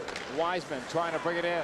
11:08 to go in the period. Here's a break the other way. Coming through. And the shot just went wide. Dave Smith played with the Fort Wayne Comets as a teammate of Lee Davidson in the championship final a couple of years ago. The loss to Atlanta. 10:52 left here in the second period. A 4-0 Detroit lead. Coming up in between periods 2 and 3, we'll chat again with Gino Briaco and also with Wolves captain Steve Molte. So stick around for that. Our Chevrolet Under the Helmet interview. Rob Brown fires. Blocked wide. Picked up on the far side boards. Duffy now behind the net. Wiseman trying to come out. He's dropped. Molte will circle. Into the corner to Wiseman. A little more motion on this unit. Rob Brown is out there as well. Molte fires. It was blocked in front. May have hit off Wiseman. Molte behind the net. Rob Brown. They've put this line together. They had it together a little bit during training camp and then split them up. Molte in front, and that's blocked and never got there. We were going to call this the BMW line, but it's the first time we've seen it on the ice tonight. Here's a pass back. Smith and Wendell Young holds on. Nice catch. Well, right there, the Wolves get caught a little bit with all the pressure that they put on the Vipers in the Detroit zone. All three forwards get caught as they come back the other way because they're tired out. And Wendell Young comes up with the big save when they need him. Guy LaRose with the little back pass right on Shargorodsky's stick, and he makes the big shot and a nice save. Well, here you got Smith on the breakaway, and Goslin comes back to try and get a piece of his arm and forces Smith to fire the puck wide. So they've dodged a couple bullets, and hopefully they can get on the board here and get some more life. Set for the next face-off. Davidson out there to take it. Off the draw, right side, kept in by the Vipers. Wendell Young behind the net, brought down by the stick of Bondra. There's no one in goal for Chicago. Young is now back there, right side. Pozo on defense with Sean Rivers. Breslin left, Davidson in the middle. Lafrance right. Here's Lee Davidson. Couldn't get the shot away. Nice back-checking work by Smith, and now here's Bondra. Bondra coming back. Puts on the brakes, has Pavanka with him. Pavanka goes into the hole quick. Centering pass cut off by Pozo, but given away to the right point. Big shot deflected high and wide up the glass. Wendell Young's had a battle going on in front of the net. Wendell Young's taken to an exception where he went out to play the puck behind his own goal, and he got taken out by Bondra, and he's trying to pay him back right there, saying that you touch me, you're going to get paid for it. Icing call will bring the face-off back the other way. Wendell Young protecting his territory. Now he's talking to Kevin McGuire, the referee, I'm sure, about that. Well, I'm sure Kevin McGuire is telling him that he's got to make sure he keeps his stick down. Stop by participating Jewel food stores and see the special Kellogg's display for details on the Jewel Wolfpack ticket offer.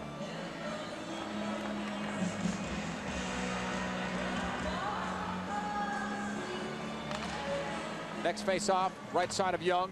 Quick shot taken, goes wide of Wendell. Right side, Berglund can't get through. Loose puck gathered in by Chicago. And now it's whistled down. That puck came out. The offside call. It's 4-0. Detroit over Chicago. This is Wolves hockey here on the U. WCW goes worldwide. From the superstars to the rising stars, the biggest to the baddest. Hulk Hogan, Ding, Renegade, Macho Man Randy Savage, Harlem Heat with Sister Sherry, and Johnny B. Bad. WCW Worldwide. WCW Worldwide Wrestling, now Sunday at 6 on Channel 26, The U.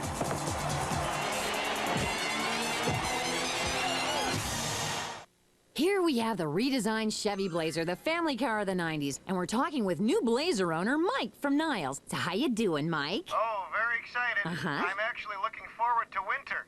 Well, the Blazer shift on the fly four-wheel drive will sure come in handy when it snows. Oh, yeah, you said it. And we got it at just the price we wanted to. Well, that's what the Chevy Value Network is all about. And folks, be sure to check out the whole line of 95 Chevy trucks, like the S-Series pickup. I also want to say that my wife and I really think your show's great. Oh, Mike, you're such a sweetie.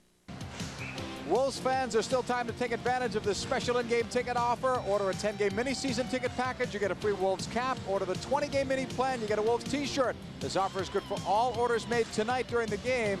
Operators are on duty right now, standing by. Dial the easy number to remember, 1-800-THE-WOLVES.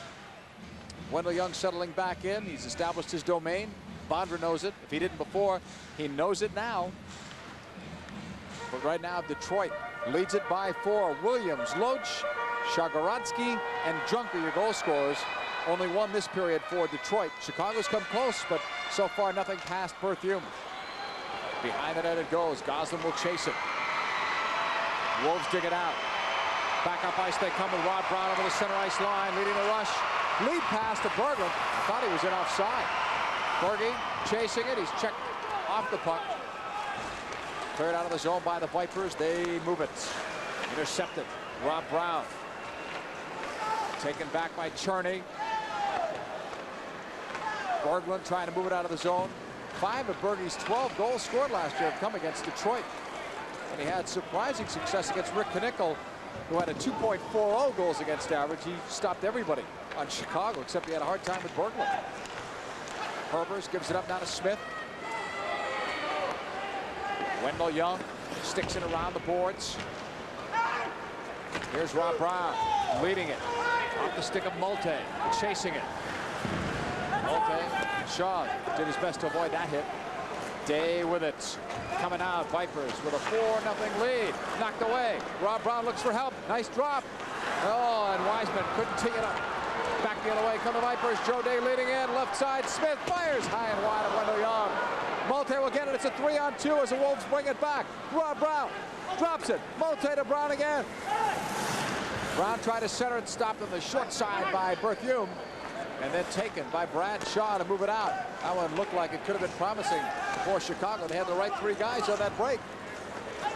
They seem to be doing a little bit too much too fast. Right there, they just mishandle the puck and don't even get a shot on goal on the 3-on-2 opportunity.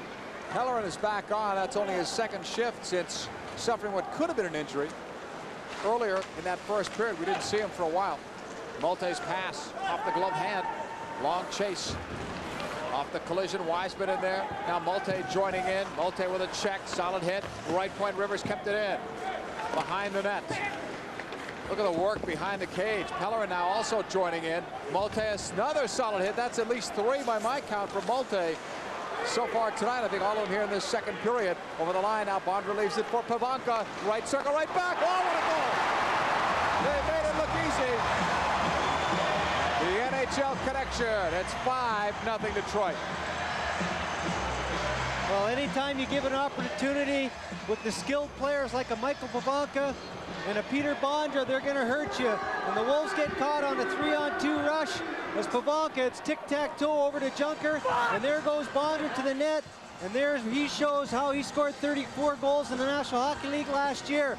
Again, tic-tac-toe, and Wendell Young gets caught flat-footed because, quite frankly, there's not much a goaltender can do in that situation because the pass goes from one side all the way across ice, all the way back across, and beautiful passing, and they make no mistake. Washington Capitals dialed the Detroit Vipers number. Bondra and Pavanka are ready.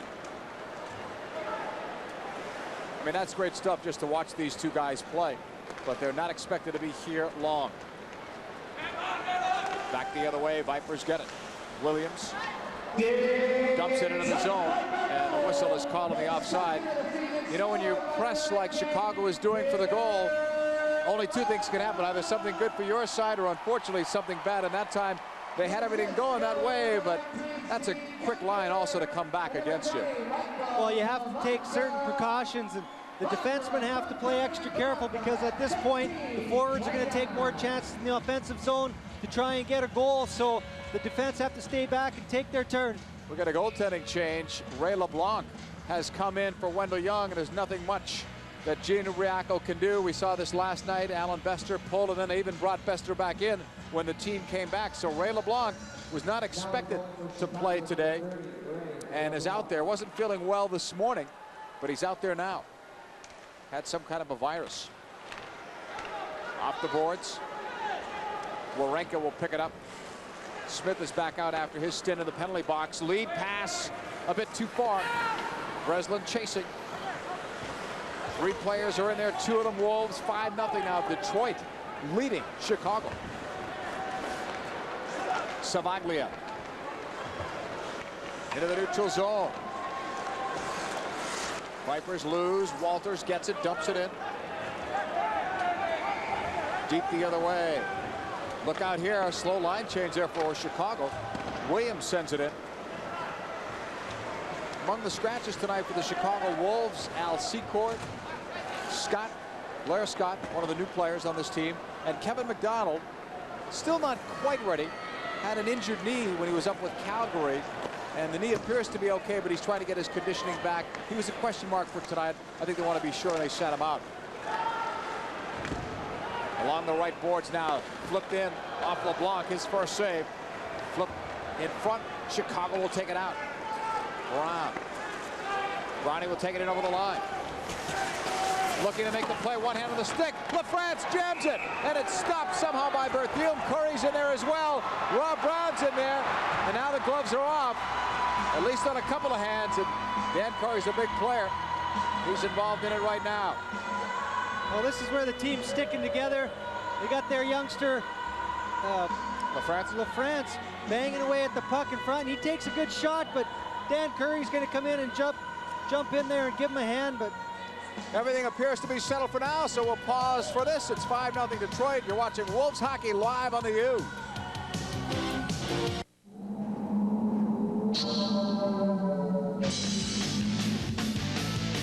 It could only come from here, Canada.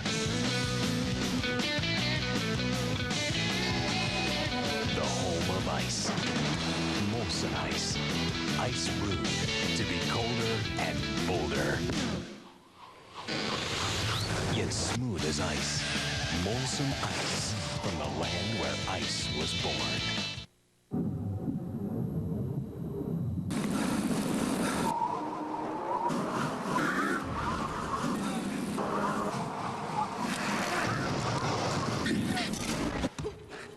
.89% of top athletes polled prefer more carbos.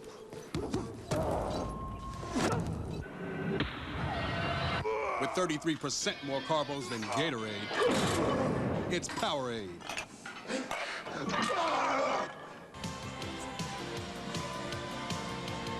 This is Gino Briaco talking to Wendell Young, and I'm sure saying, hey, not all your fault. This is the way things go. We've got 80 games after this. Maybe he'll be back in tonight. Who knows? But this is a great goaltender. And the Wolves are blessed, really, to have the 2 that they have, and they have David Gaverty as well. So they've got 3 that they're happy with. Yeah, there's not every team in any sport of hockey or any league that has 2 great goaltending duo. And certainly it's great. It's a nice feeling to know that you've got that security and knowing that if one guy doesn't have a good night, you can come back with the other guy. And not only the coaches and the management, but the players also feel comfortable and confident in both of their goaltenders. Off the draw, Detroit will get it. They're up 5-0. There were penalties posted on the board when we left. Curry has one. Feasby, or make it Dave Smith, I'm sorry, has the other. Offside call. They each got 2 for roughing. 2 roughing penalties on each, so we will see some open ice, and this might be a benefit to Chicago with Wiseman and Malte out there now, and of course if they use Rob Brown. Right now they're looking for a spark, something to get something generated in a positive way. Yeah, it's tough when you're down 5-0, and you know that it's going to be a big uphill battle trying to get back, but they got to put their heads down and work just as hard or harder to get a little bit of a spark to make something positive happen before the end of the period comes. There's Brian Wiseman looking on. Weiser in his 2nd season, hoping that this second one is as good as his first. Rivers with the puck off the face-off win. Malte. Steve Malte ragging it, giving it up now to Kevin Pozo. Pozo will fire it in behind the net. A reminder, we'll be chatting with Steve Malte in between periods, as well as head coach Gino Briaco, so please stick around for that. Right side boards, Pavanka. Michael Pavanka trying to dig it out. 4 players jamming behind the cage, including Bondra. Smith is there. Bondra. Tell you what, Vipers got to like this too. With these 2 guys out, 4-on-4. Bondra's tripped.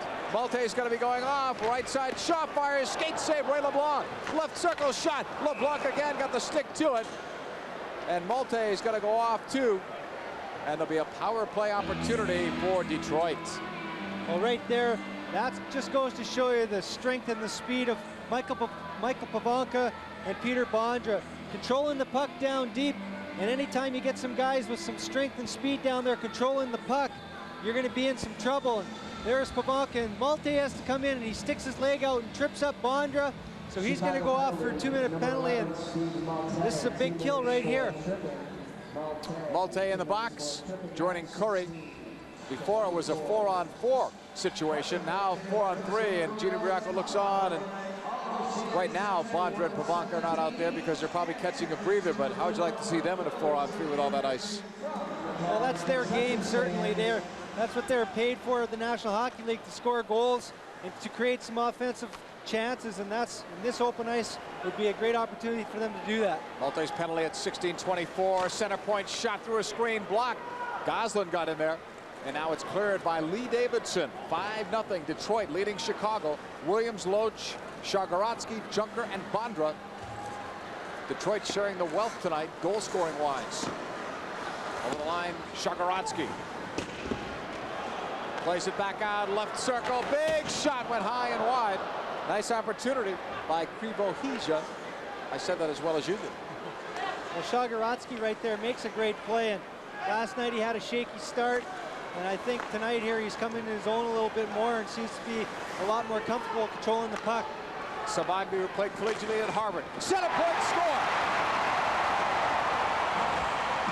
Krivohija on the power play. And Detroit has a 6-0 lead. Well, the puck comes to the point, and I'll tell you, it's a nice pass, and Krivohija, he just lays right into that one-time shot. There's a big crowd right in front of Ray LeBlanc with Greg Smith and also Joe Day in front of the net for the Vipers, and he has no chance. He doesn't see the puck at all. Doesn't see the puck comes from in front of the net right there. And I'll tell you, it was Lonnie Loach in front, sorry. And Krivohija makes a great shot, and he beats Ray LeBlanc, and now we've got a 6-0 lead, and the Vipers are 2 for 2 on the power play. Off the draw now, it's a 6-0 Detroit lead, 2:37 to go here in this period, period number 2. Duffy with a clearance. Rob Brown chasing it. Cleared out of the zone. Across the line. Dumped in wide of goal. Berthiaume. This is obviously not the way the Wolves wanted to start off things on the road in this kind of a hole as it's centered in front. That wouldn't have counted. That was kicked toward goal. Duffy and Walters combined. Chicago with Goslin, glove. Nice quick hand by the man they call the Bandit, Berthiaume. Well, he's looked pretty sharp, JP, even though he hasn't been tested all that much. Only 11 shots over the course of almost 2 periods, but when called upon, he's made the job, he's done the job and made the big saves. Nice effort in here. You got Greg Walters making a couple nice plays, pokes it away, and we got Goslin picks it up, and he's going to fire a backhand pass as Walters is going to the net, but the Bandit gets up there with his glove and snags it out of the air before Walters can get any kind of a rebound or tip. 2:03 to go. Second period. Still got another period to go after this. Detroit leading Chicago 6-0. Wiseman in for the faceoff. Malte to his right side. LaFrance to the left, or make it Pellerin off that draw. Pellerin right through the crease. Delayed offside, let go. Chicago will take it back. Over the line, Wiseman took a couple of hits. Pellerin fires, skate save.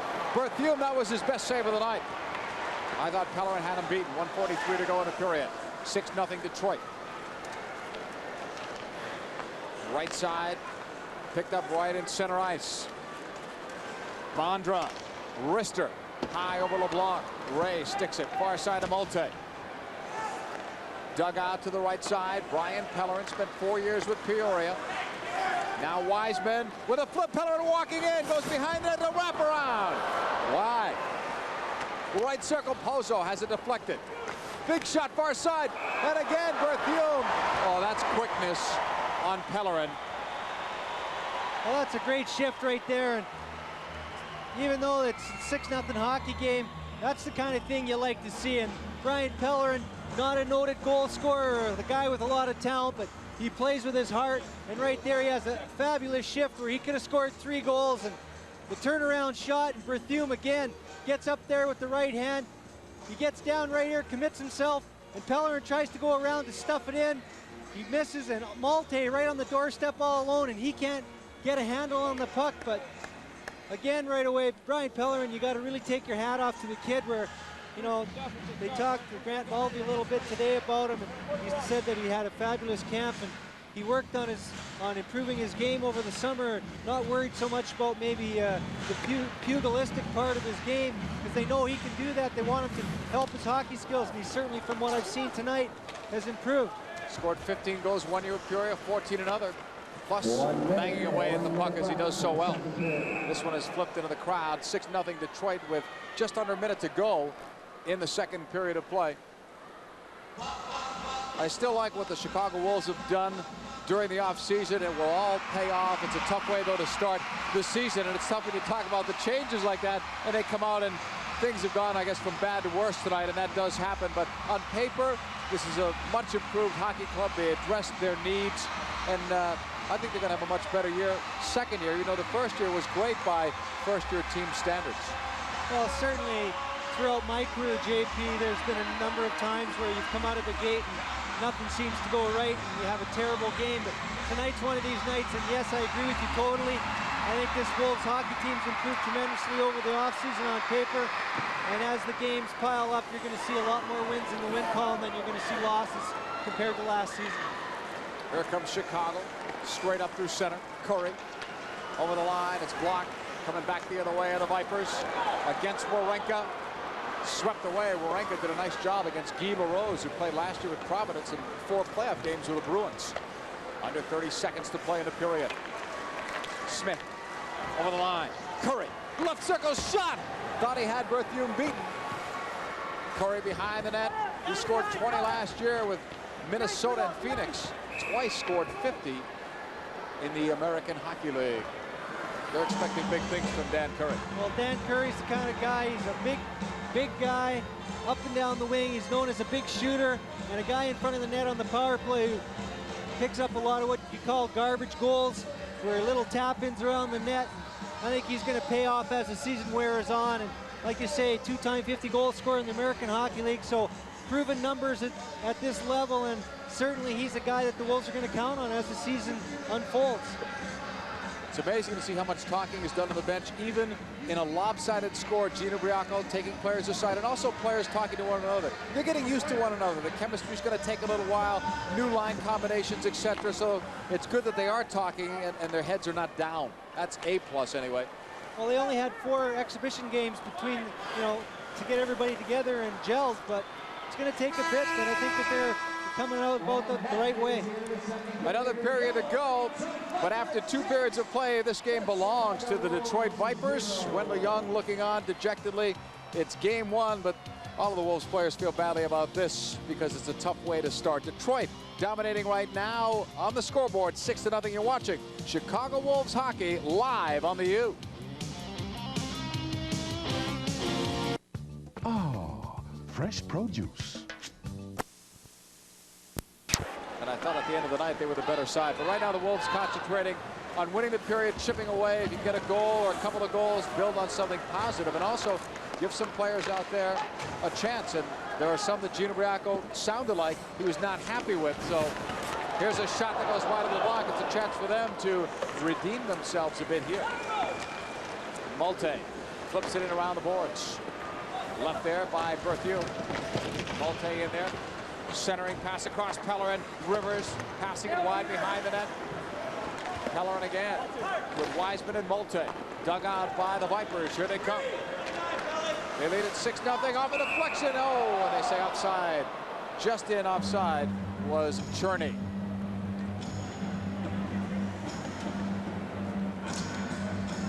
A reminder right now to order Jake's Pizza. They have 50 Chicagoland locations. Great pizza while watching the Wolves. I know I'm getting hungry, but I don't think we can call them from here.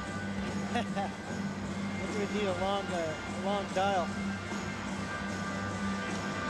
But getting back to what you were saying, JP, also about players not letting up or whatever. It's important, you know, these guys are professionals and they're paid to do a job, and they got to go out there and do it. And also, if you let up and just try and float through the rest of the game, there's chance of injury and you know, causing something like that to happen to yourself. So you want to play hard like you would whether it's a tight game or a blowout. Ray LeBlanc came on in relief of Wendell Young, and Gino Briaco confirmed what we had said before. Ray LeBlanc had told us he was not feeling well before he had the virus, but he had to get Wendell Young out of it. Brian Wiseman, right side circle, in front, Malte with a tip that went wide. And Pellerin is down again, and I'm wondering if it's something different or, well, he's underneath the chin that time, but before it was what, the shoulder or the rib area that time? I think he got clipped with a stick, trying to jump into the play to help out for an offensive chance. And here he is on the replay where Pellerin's skating in. Yeah, right there. Ferner tries to hold him up. I didn't see that one. And boy, clicks him just a little bit under the chin. And this goes to show you, though, that Brian Pellerin, he's one tough cookie. Gets right back up, skates to the bench. He doesn't need the trainer out there to see what's going on. And I always like guys like that. You know, he's 5'11", 190, but he plays a lot bigger than that. Pound for pound, very solid. Over the line now in the left circle. Goslin fires. Pad saved by Berthiaume. Flip shot from Goslin, taken away by the Vipers. They move it out. Goslin and Duffy paired on defense. Goslin flips it in. A couple of years ago, he was Canada's Defenseman of the Year in junior hockey, number 23, Steve Goslin. Someone gets a souvenir. Some lucky fan out of what they're telling us is over 15,500 fans here. Wow. I count differently. Me too.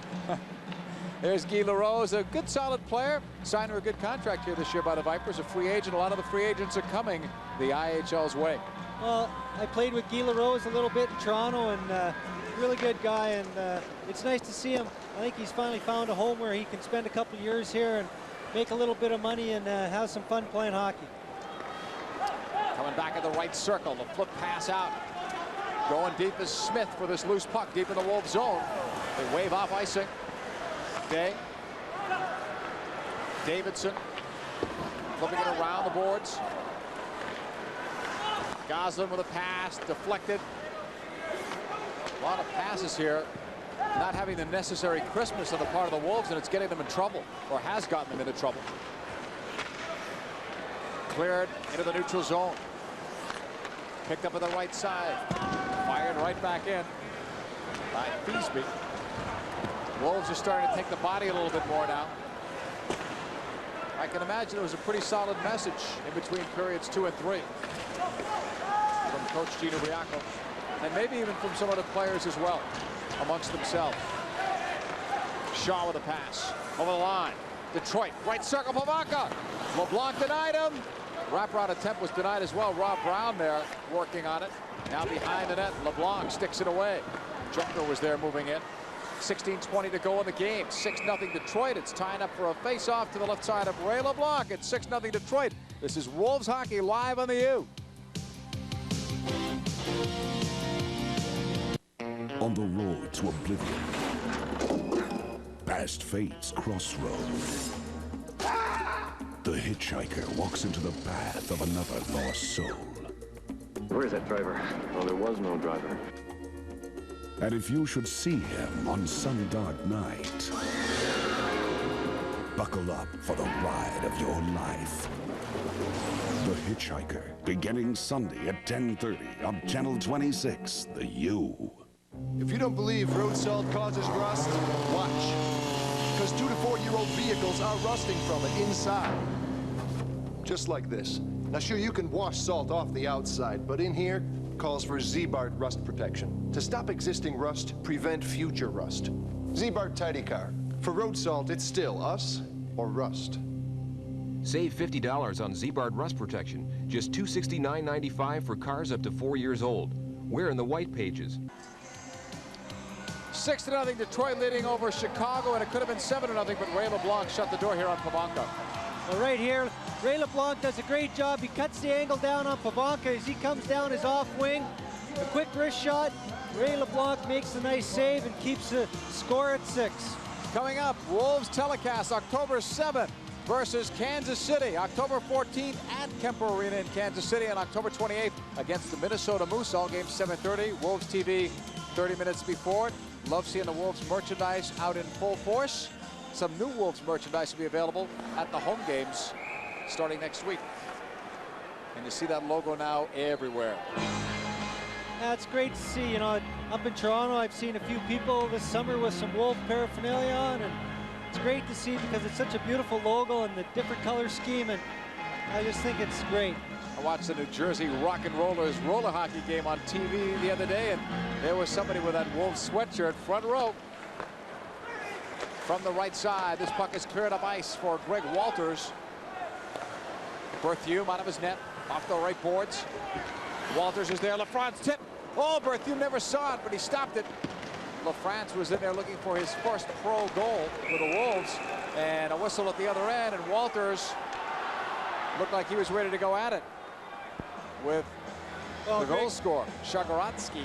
Well, Shagorodsky, certainly being a Russian, I'm sure hasn't had a fight or two in his career, so Greg Walters, that's what he's, you know, he's going in there and trying to make something happen, and you know what happens sometimes, certainly in a blowout.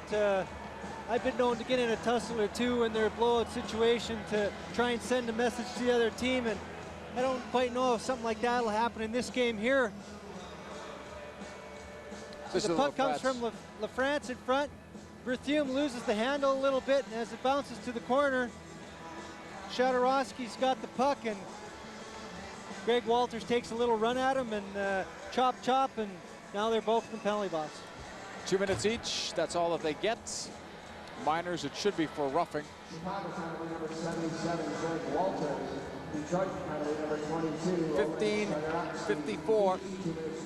Oh, they got slashing on both. I didn't see it. I just saw them glaring at one another. 15:46 left in the game.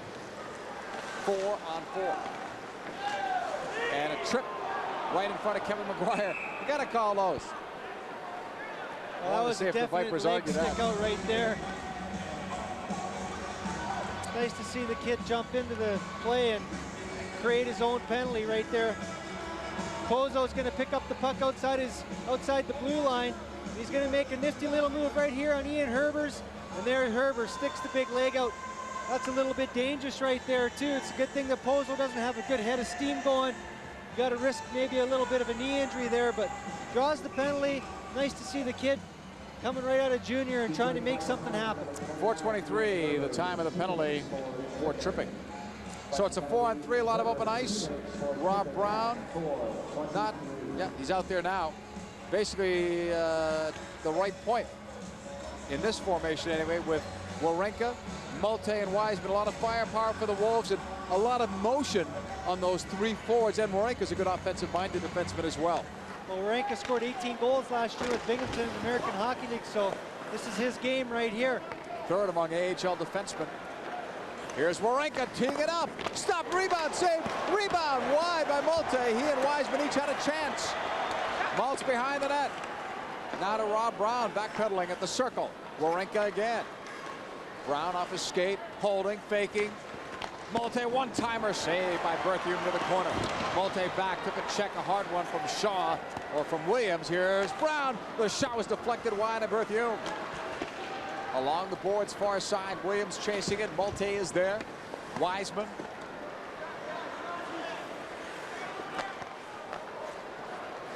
Brown holding it. Right circle to Malte. Coming into a shot, he scores! Oh, they waved it off.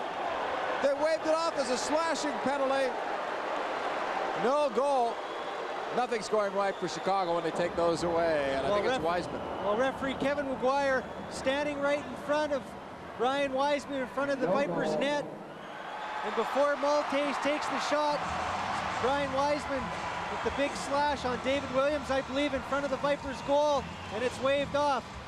See Wiseman in front right there with Brad Shaw, and he's going to turn around, fighting for position, and he's going to lay the big lumber slash on the back of the leg right there, just before Malte shoots the puck.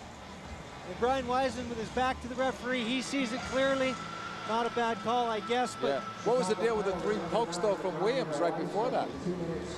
Well, I think that certainly... I mean, that was very close to cross-check, no?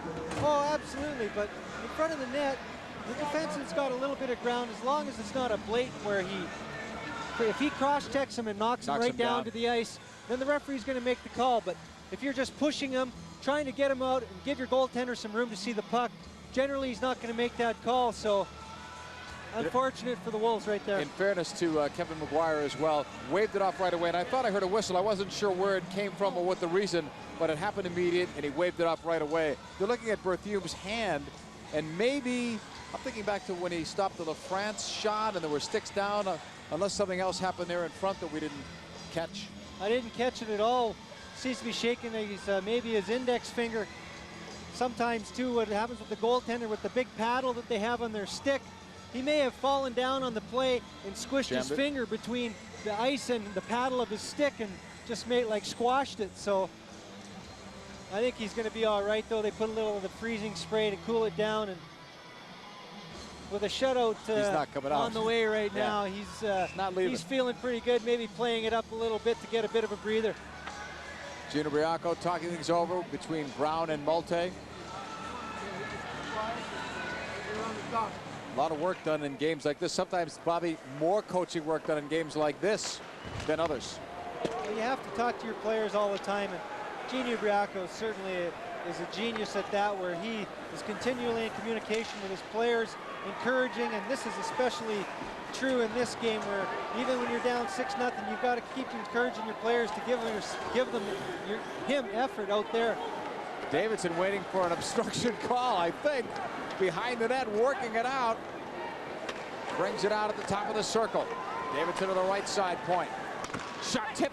Oh, Gosden was there, but so was Bertheume. This you don't see often, 3-on-3, and there's a penalty. But you don't see 3-on-3 hockey much at all. The penalty is going to be called on number 25, Krivo Hija. He was upset there too, didn't think he should get a penalty, but clearly pulled the... It's that... Here's the total obstruction, what we're talking about earlier in the telecast, where you can't use your stick to pull a player into you to keep up or to get yourself advanced ahead. And right there, a good call by referee Kevin McGuire. I'll tell you where you can't do that is right in front of the referee as well. Oh, we got a lot of penalties now posted on the board. So let's do it this way. In 10 seconds, each team will get a man back. Oh, Detroit won't get a man back. Chicago will, because you can only... I'll let you do it then. Go ahead. We've got 3 penalties on the board. We've got 10 seconds in the first penalty, 27 seconds in the second penalty, and the 2-minute penalty. The 2-minute penalty doesn't start for Krivo Hija until the penalty for second guy ends. The first guy is over. So then the first guy who has the penalty has to wait until there's a whistle so he can come out of the box, because he's still only 3 men allowed on the ice. Well, I let you do that being the ex-player, and you did it much quicker than I, and also quicker than the official scorers down below, because they're having a hard time sorting it out as well. Very seldom do you see 3-on-3 hockey, and then a penalty besides. We just heard an unsportsmanlike conduct call, but we're not sure who that's on. We'll have to check it out. 14:04 still to go tonight. Long night at the Palace in Auburn Hills. I think Krivo Hija got an extra 2 minutes for unsportsmanlike conduct, so he's going to have, I believe there's going to be a change on the scoreboard, and he's going to be posted 4 minutes up there.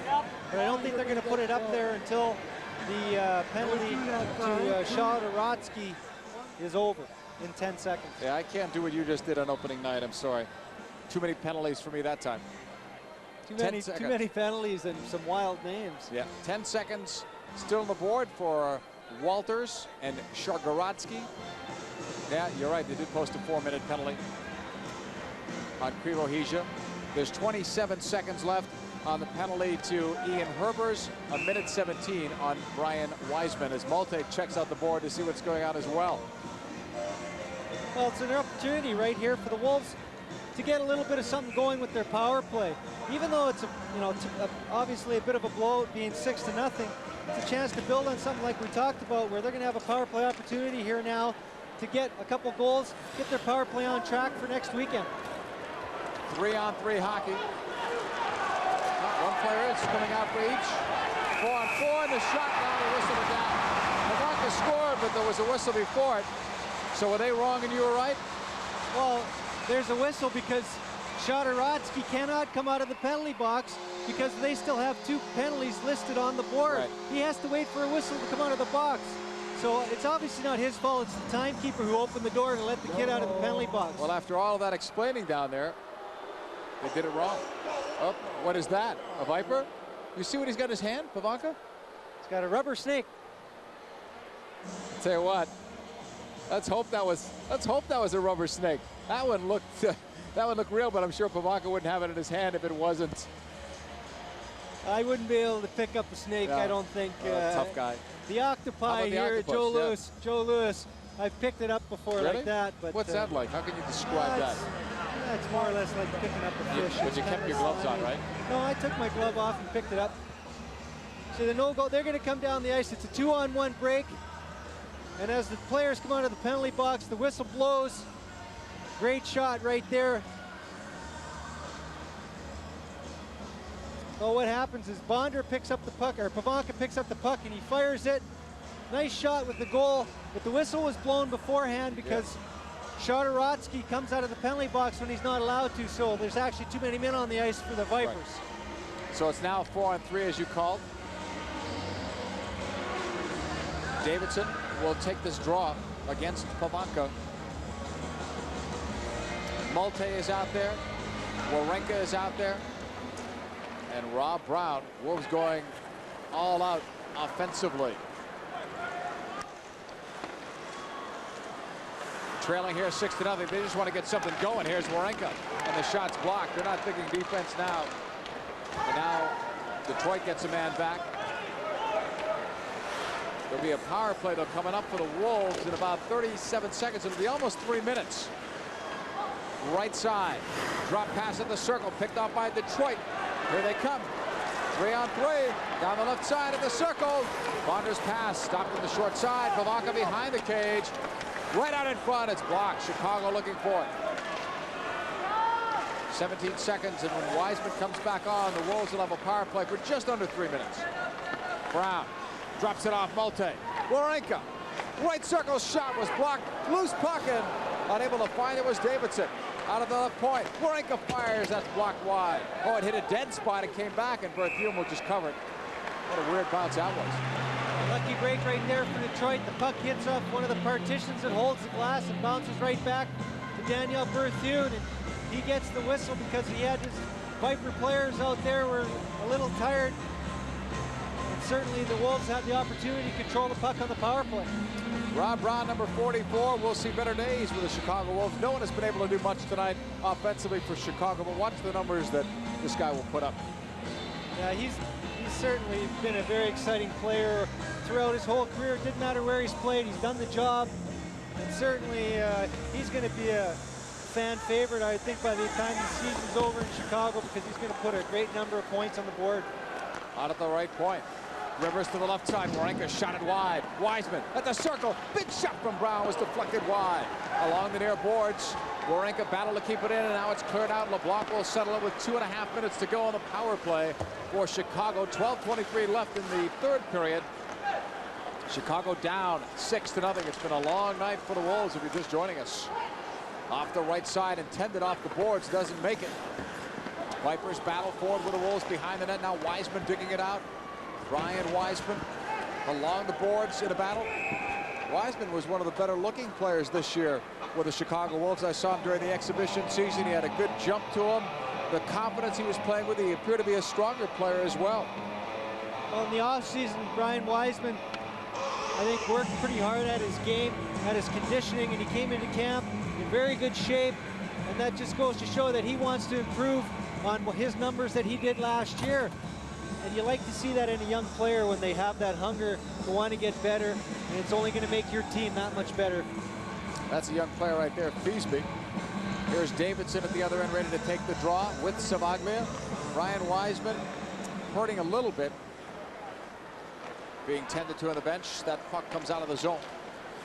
2 minutes left in the power play for Chicago. Wanting to get on the board.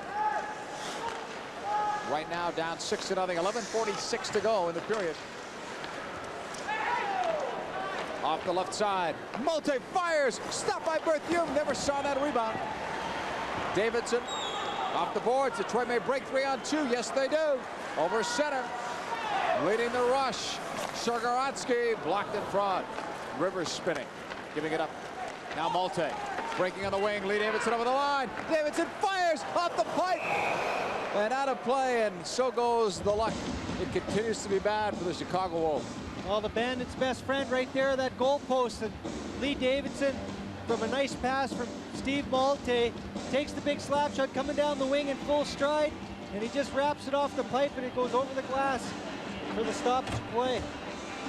Here's Davidson with the big shot, and he beats Berthiaume over the left shoulder, but it ricochets off the crossbar, and it goes out of play.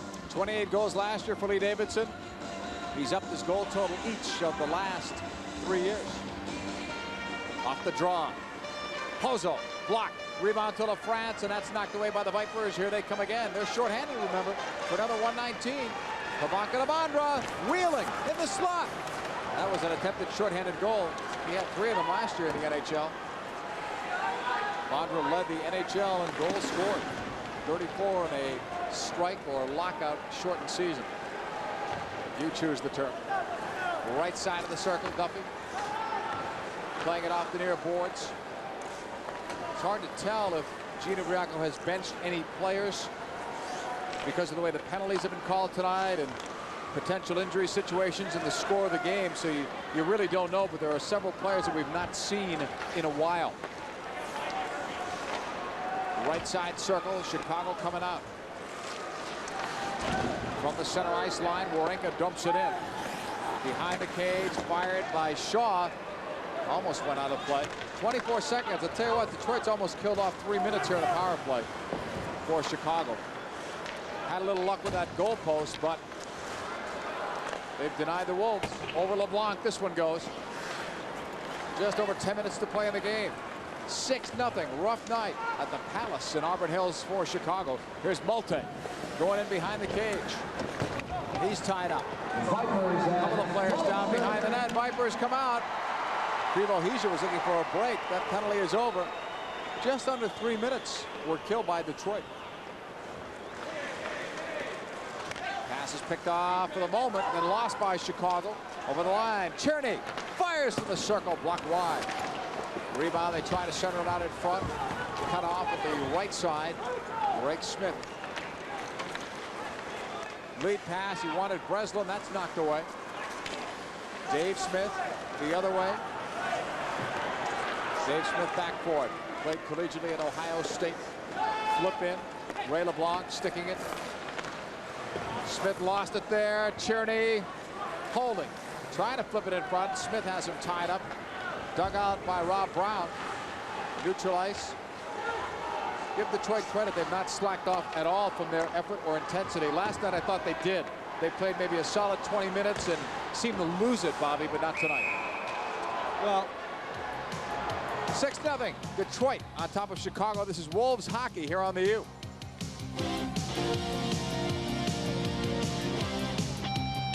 Work it, work it. Hi, this is Wayne Messmer telling you about a free t-shirt offer fashioned just for Wolves fans. It's your gift for opening a Chicago Wolves free checking account at First Federal Bank. This sporty free checking account has no minimum balance, no service charge, plus 200 free Chicago Wolves checks and matching checkbook cover. To get your paws on this value, visit the Arlington Heights, Des Plaines, and Schaumburg locations. First Federal's free Wolves checking and t-shirt. Now there's something to howl about. Savage. Sally, I finally went cellular. Took an incredible deal from Cellular One. I got an Ericsson Digital Portable with caller ID, Mom. And 60 minutes of monthly airtime, Nancy. All for just $29.95 a month, Patty. Plus, Tom, 6 months of weekend airtime free. The Ericsson Portable, caller ID, 60 minutes a month, all for just $29.95 a month. Plus weekends free. It's the deal worth telling to everyone. Now, Dad, is that a great deal? Sure is. Oh, did you see the rhythm of that, gentlemen? I love it. First 10,000 fans on October 7th and 11th will receive a Powerade magnet schedule if you come out to the horizon and watch the Chicago Wolves play. I wouldn't mind seeing that dance again. That was pretty lively, wasn't it? It's always nice when the people get into the games, and it hasn't been the most exciting game over the last period and a half because of the score, so it's nice to see that the fans are still enjoying themselves. The dancing usher. Along the boards, far side, Detroit trying to work it out. Walters going to piece that all. 2-on-2. Pavanka with Bondra. Pavanka off the pipe. Picked up in the corner behind the cage. Load centers it off a skate. It goes back the other way. Pavanka again. Michael Pavanka tried to play it across. It's deflected away. Dug out by Rob Brown. Cleared out of the zone. 8:20 to go. Third period. 6-0. Detroit. Great weekend for the Vipers. Big shot attempt by Bondra, swept aside. Kevin Pozo will take it. Intercepted. Turned right back inside by Detroit. Cleared back into the neutral zone area and then slapped back in. Well, if you're looking for pluses, one thing, the Wolves have kept Detroit off the board. If they could keep that up, that is a plus. But they'd like to get out of the shutout as quickly as they can. Well, it's always nice not to have a goose egg left on the board at the end of the night against you. Even though it's 6-0, Vipers? The Wolves, sorry. Oh. That's what you get for saying Wolves and Vipers together. You know, they certainly don't want to get shut out here. And then quite the other way, the Vipers certainly don't want to give up a goal because they're going to work now for their goaltender to get a shutout for him. That's Guy LaRose. Had a goal last night. One of the few players, I guess, that didn't score for his team. The goal scorers like Bondra have scored and Loach have scored. Some defensemen have scored tonight. Dave Williams, Junker, not a big goal scorer, scored, and Krivo Hija has scored as well. Balanced scoring, though, tonight for the Vipers. 3 goals in each of 2 periods. Goslin gives it up on the right side to Duffy. A reminder, the Wolves are home on the following Saturday, 1 week from tonight, at home against the defending Turner Cup finalists, not the champions, finalists, Kansas City Blades. And limping off the ice is Dave Smith. He'll be replaced over the line. Goslin took part of that check. Flipped along the boards. Back up ice they come. Detroit's Day with a flip for Savaglia. Savaglia, number 12 at the right circle. Day again, plays it across. Day is originally from the Chicago, Illinois area. Never got to play there in the NHL anyway. Had stints with Hartford and the New York Islanders. And this year, Mike Keenan had him up for, as they say, a cup of coffee in the Blues training camp. Well, Joe Day is certainly a hard-working guy. And then, you know, you always got to give a guy like that a chance because you never know if he can crack the lineup or give him the opportunity. One of those guys that just never seem to be far off from making it. Off a poke check, intended for Malte, and Warenka brought it in over the line. That was close. 6-0, Detroit leading Chicago. This is Wolves Hockey live on the U.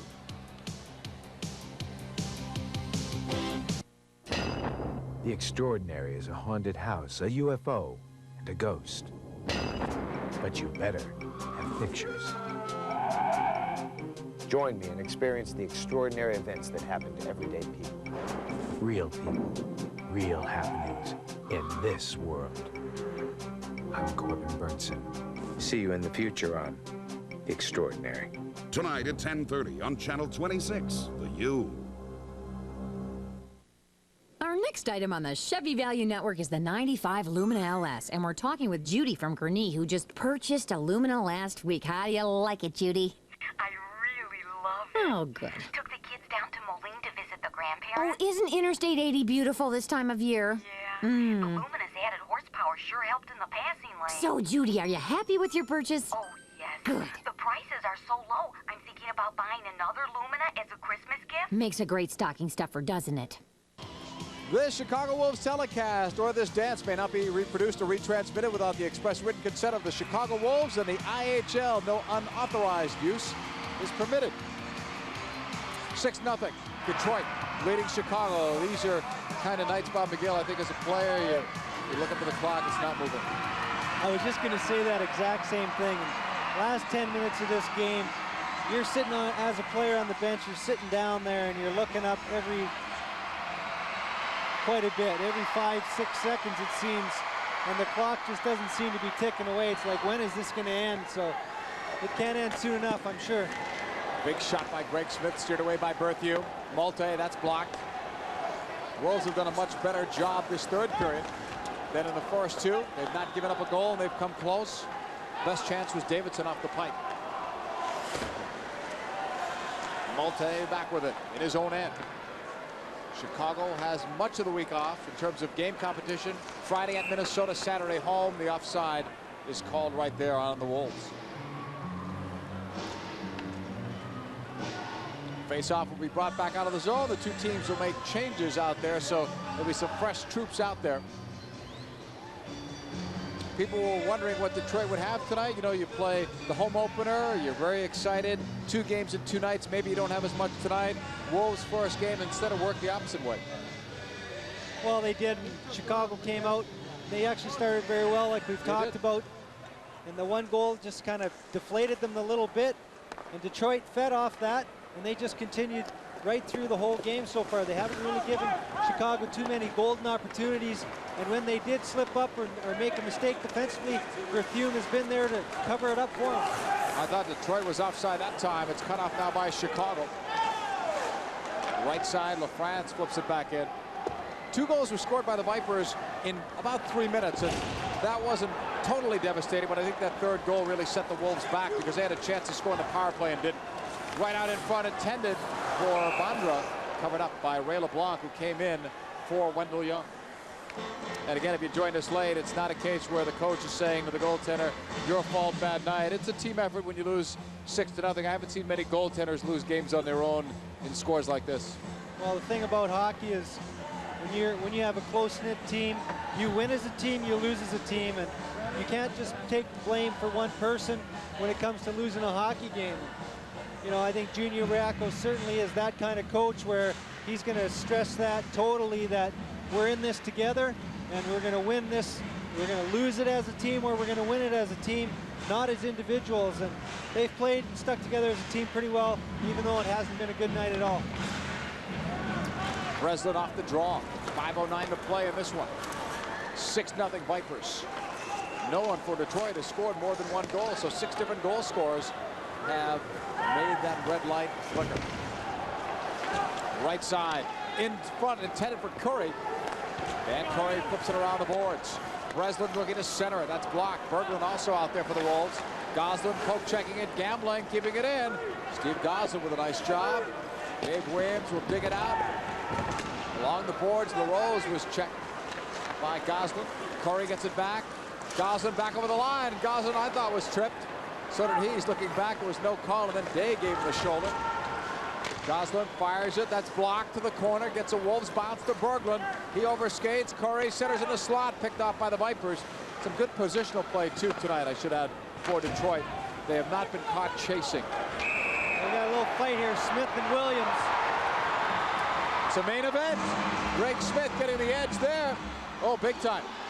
I tell you, he's one big man. And Darrell Williams, it's funny because, you know, he's in there scrapping, and see, he's got the face shield on, and you know, he had 268 minutes in penalties last year and quite a few fights, but kind of an unfair advantage when you're a fighter and a guy's got this shield on, you know. And Smitty's looking a little upset right now, where I think if the linesmen weren't jumping in there that soon, it could have been some trouble. I'll tell you what, he's the only guy right there by the bench because all the players have to get away, and look pretty weird seeing one Wolf amongst the pack of Vipers. 6-0. Detroit leading. This is Wolves hockey. We'll sort out the penalties next. You're watching Wolves hockey on the U.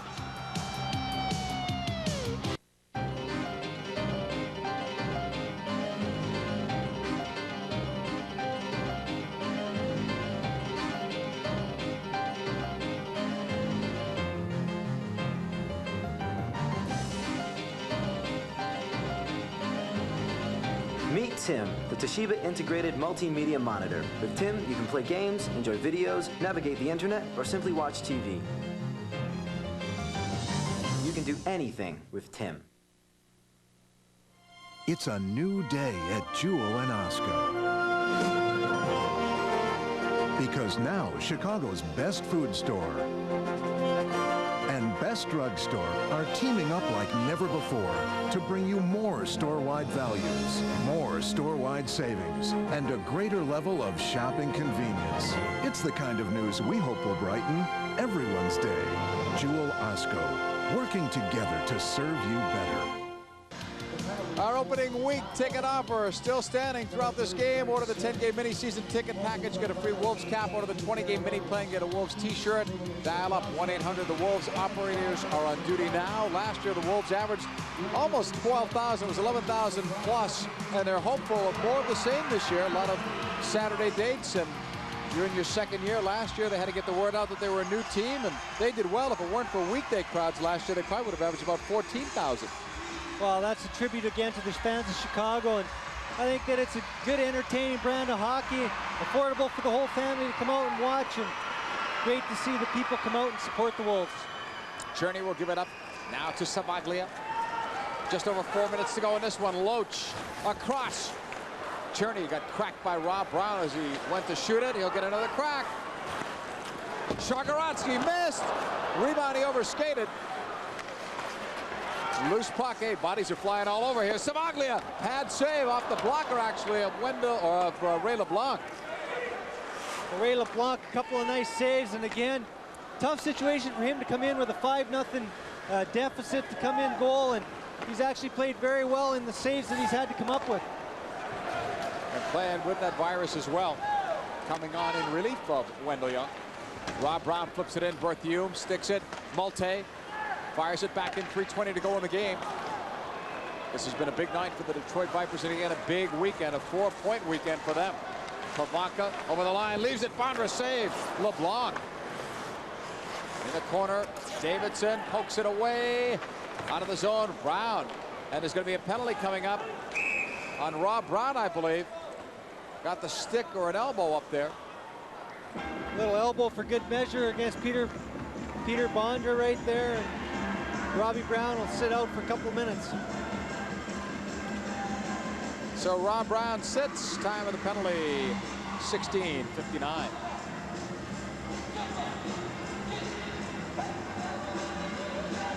You know, we never told you Greg Smith had left before. Obviously, with that 5-minute fighting major, as we check the replay. I'll finish my thought. Shadorodsky right there just misses the open, or not the open net, but misses the net as Ray LeBlanc makes the big splits. And I'll tell you, he's come in time and time again and made some great saves. I was going to say Darrell Williams and Greg Smith each got 2 minutes and 5, so that's why they're gone. They left during the commercial break. Side.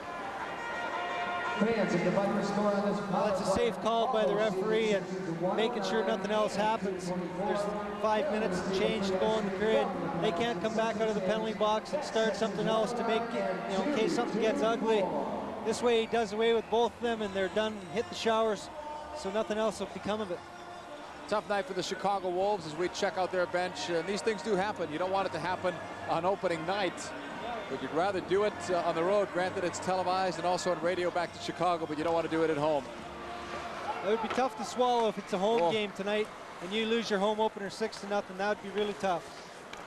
San Francisco lost theirs last night in front of over 11,000, losing to Los Angeles. The debut of the San Francisco Spiders at the Cow Palace. The barn must have been jumping last night. Great old barn. Good to see hockey back in there. Left side, Wolves dump it out. They're killing off the Brown penalty, which has 1:19 left to run. Shagorodsky. Well, by the time you get Shagorodsky's name out, he's already gone up ice, fired the puck, had a chance to score. Tim Berglund, number 27, one of the alternate captains of the Wolves, the only Wolf to play in 81 games last year, the inaugural season of the Wolves, and he played everywhere. Forget his numbers, they don't tell you what he did. He had a fine season. Big integral part of that Chicago Wolves team last year. looking for much the same this season. He's a great leader on the ice, does everything so well, and like you say, his stats don't tell his worth on in the hockey club. He kills penalties, he blocks shots, he checks all the best lines, and I tell you, those are the intangibles that can't be looked at in statistical ways.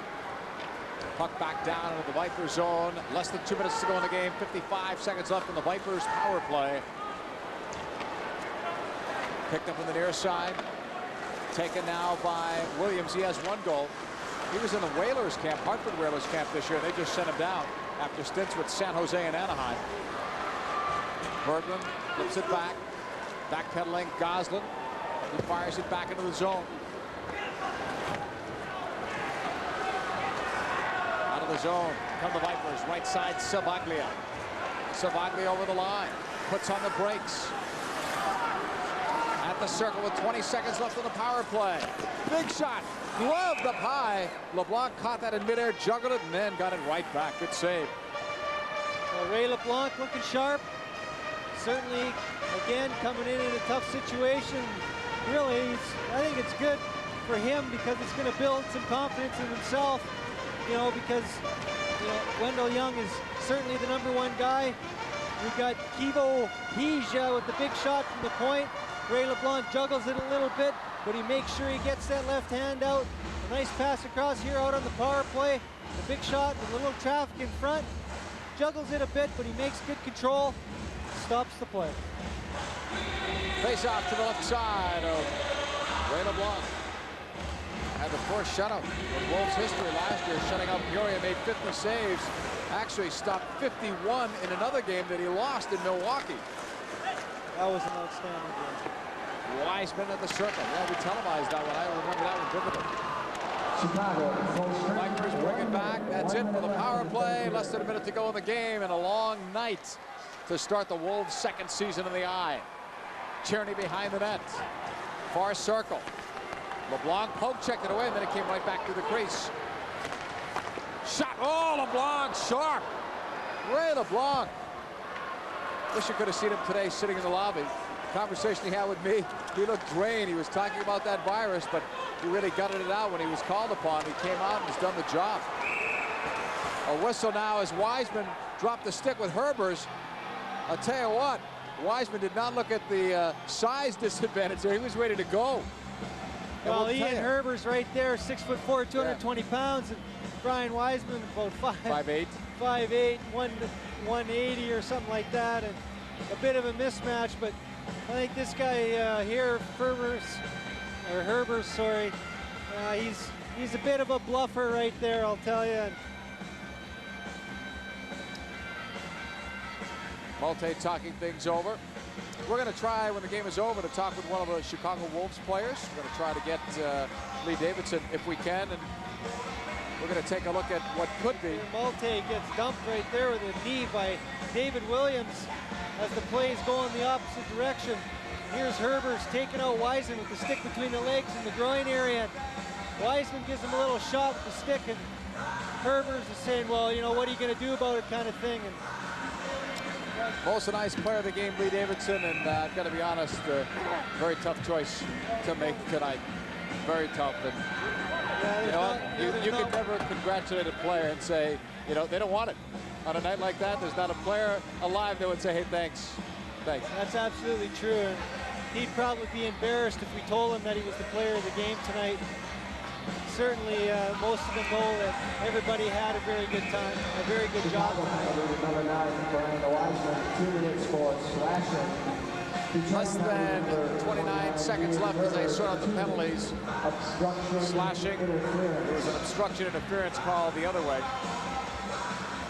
on Herbers. And they're just going to leave.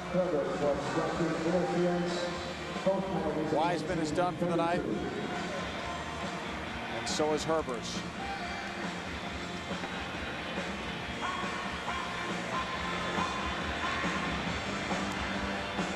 Face off. Breslin in there.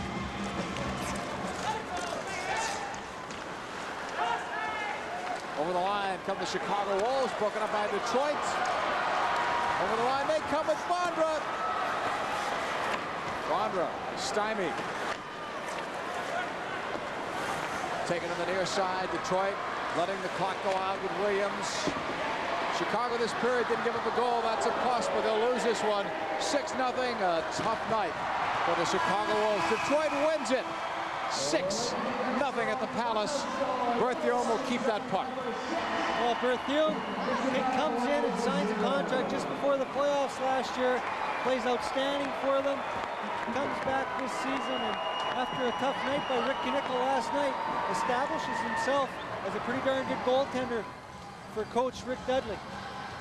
6 different individuals scored goals tonight for the Detroit Vipers, and the only plus you could say again was that the Wolves played at least an even third period. They wanted to win the period if they could.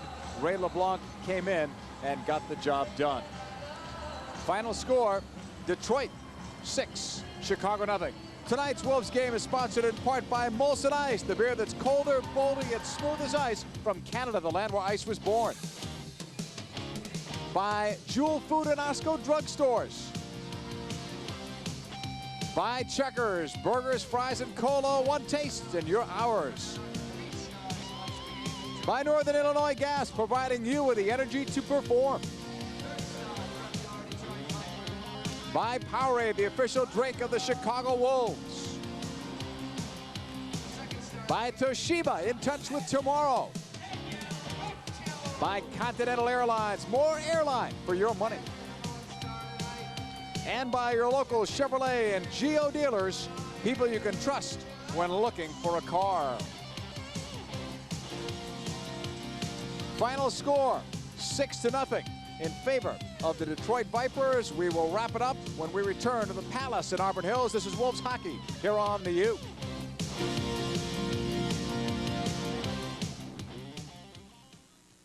The more opportunity I have to take off at different times, the better it fits in my schedule.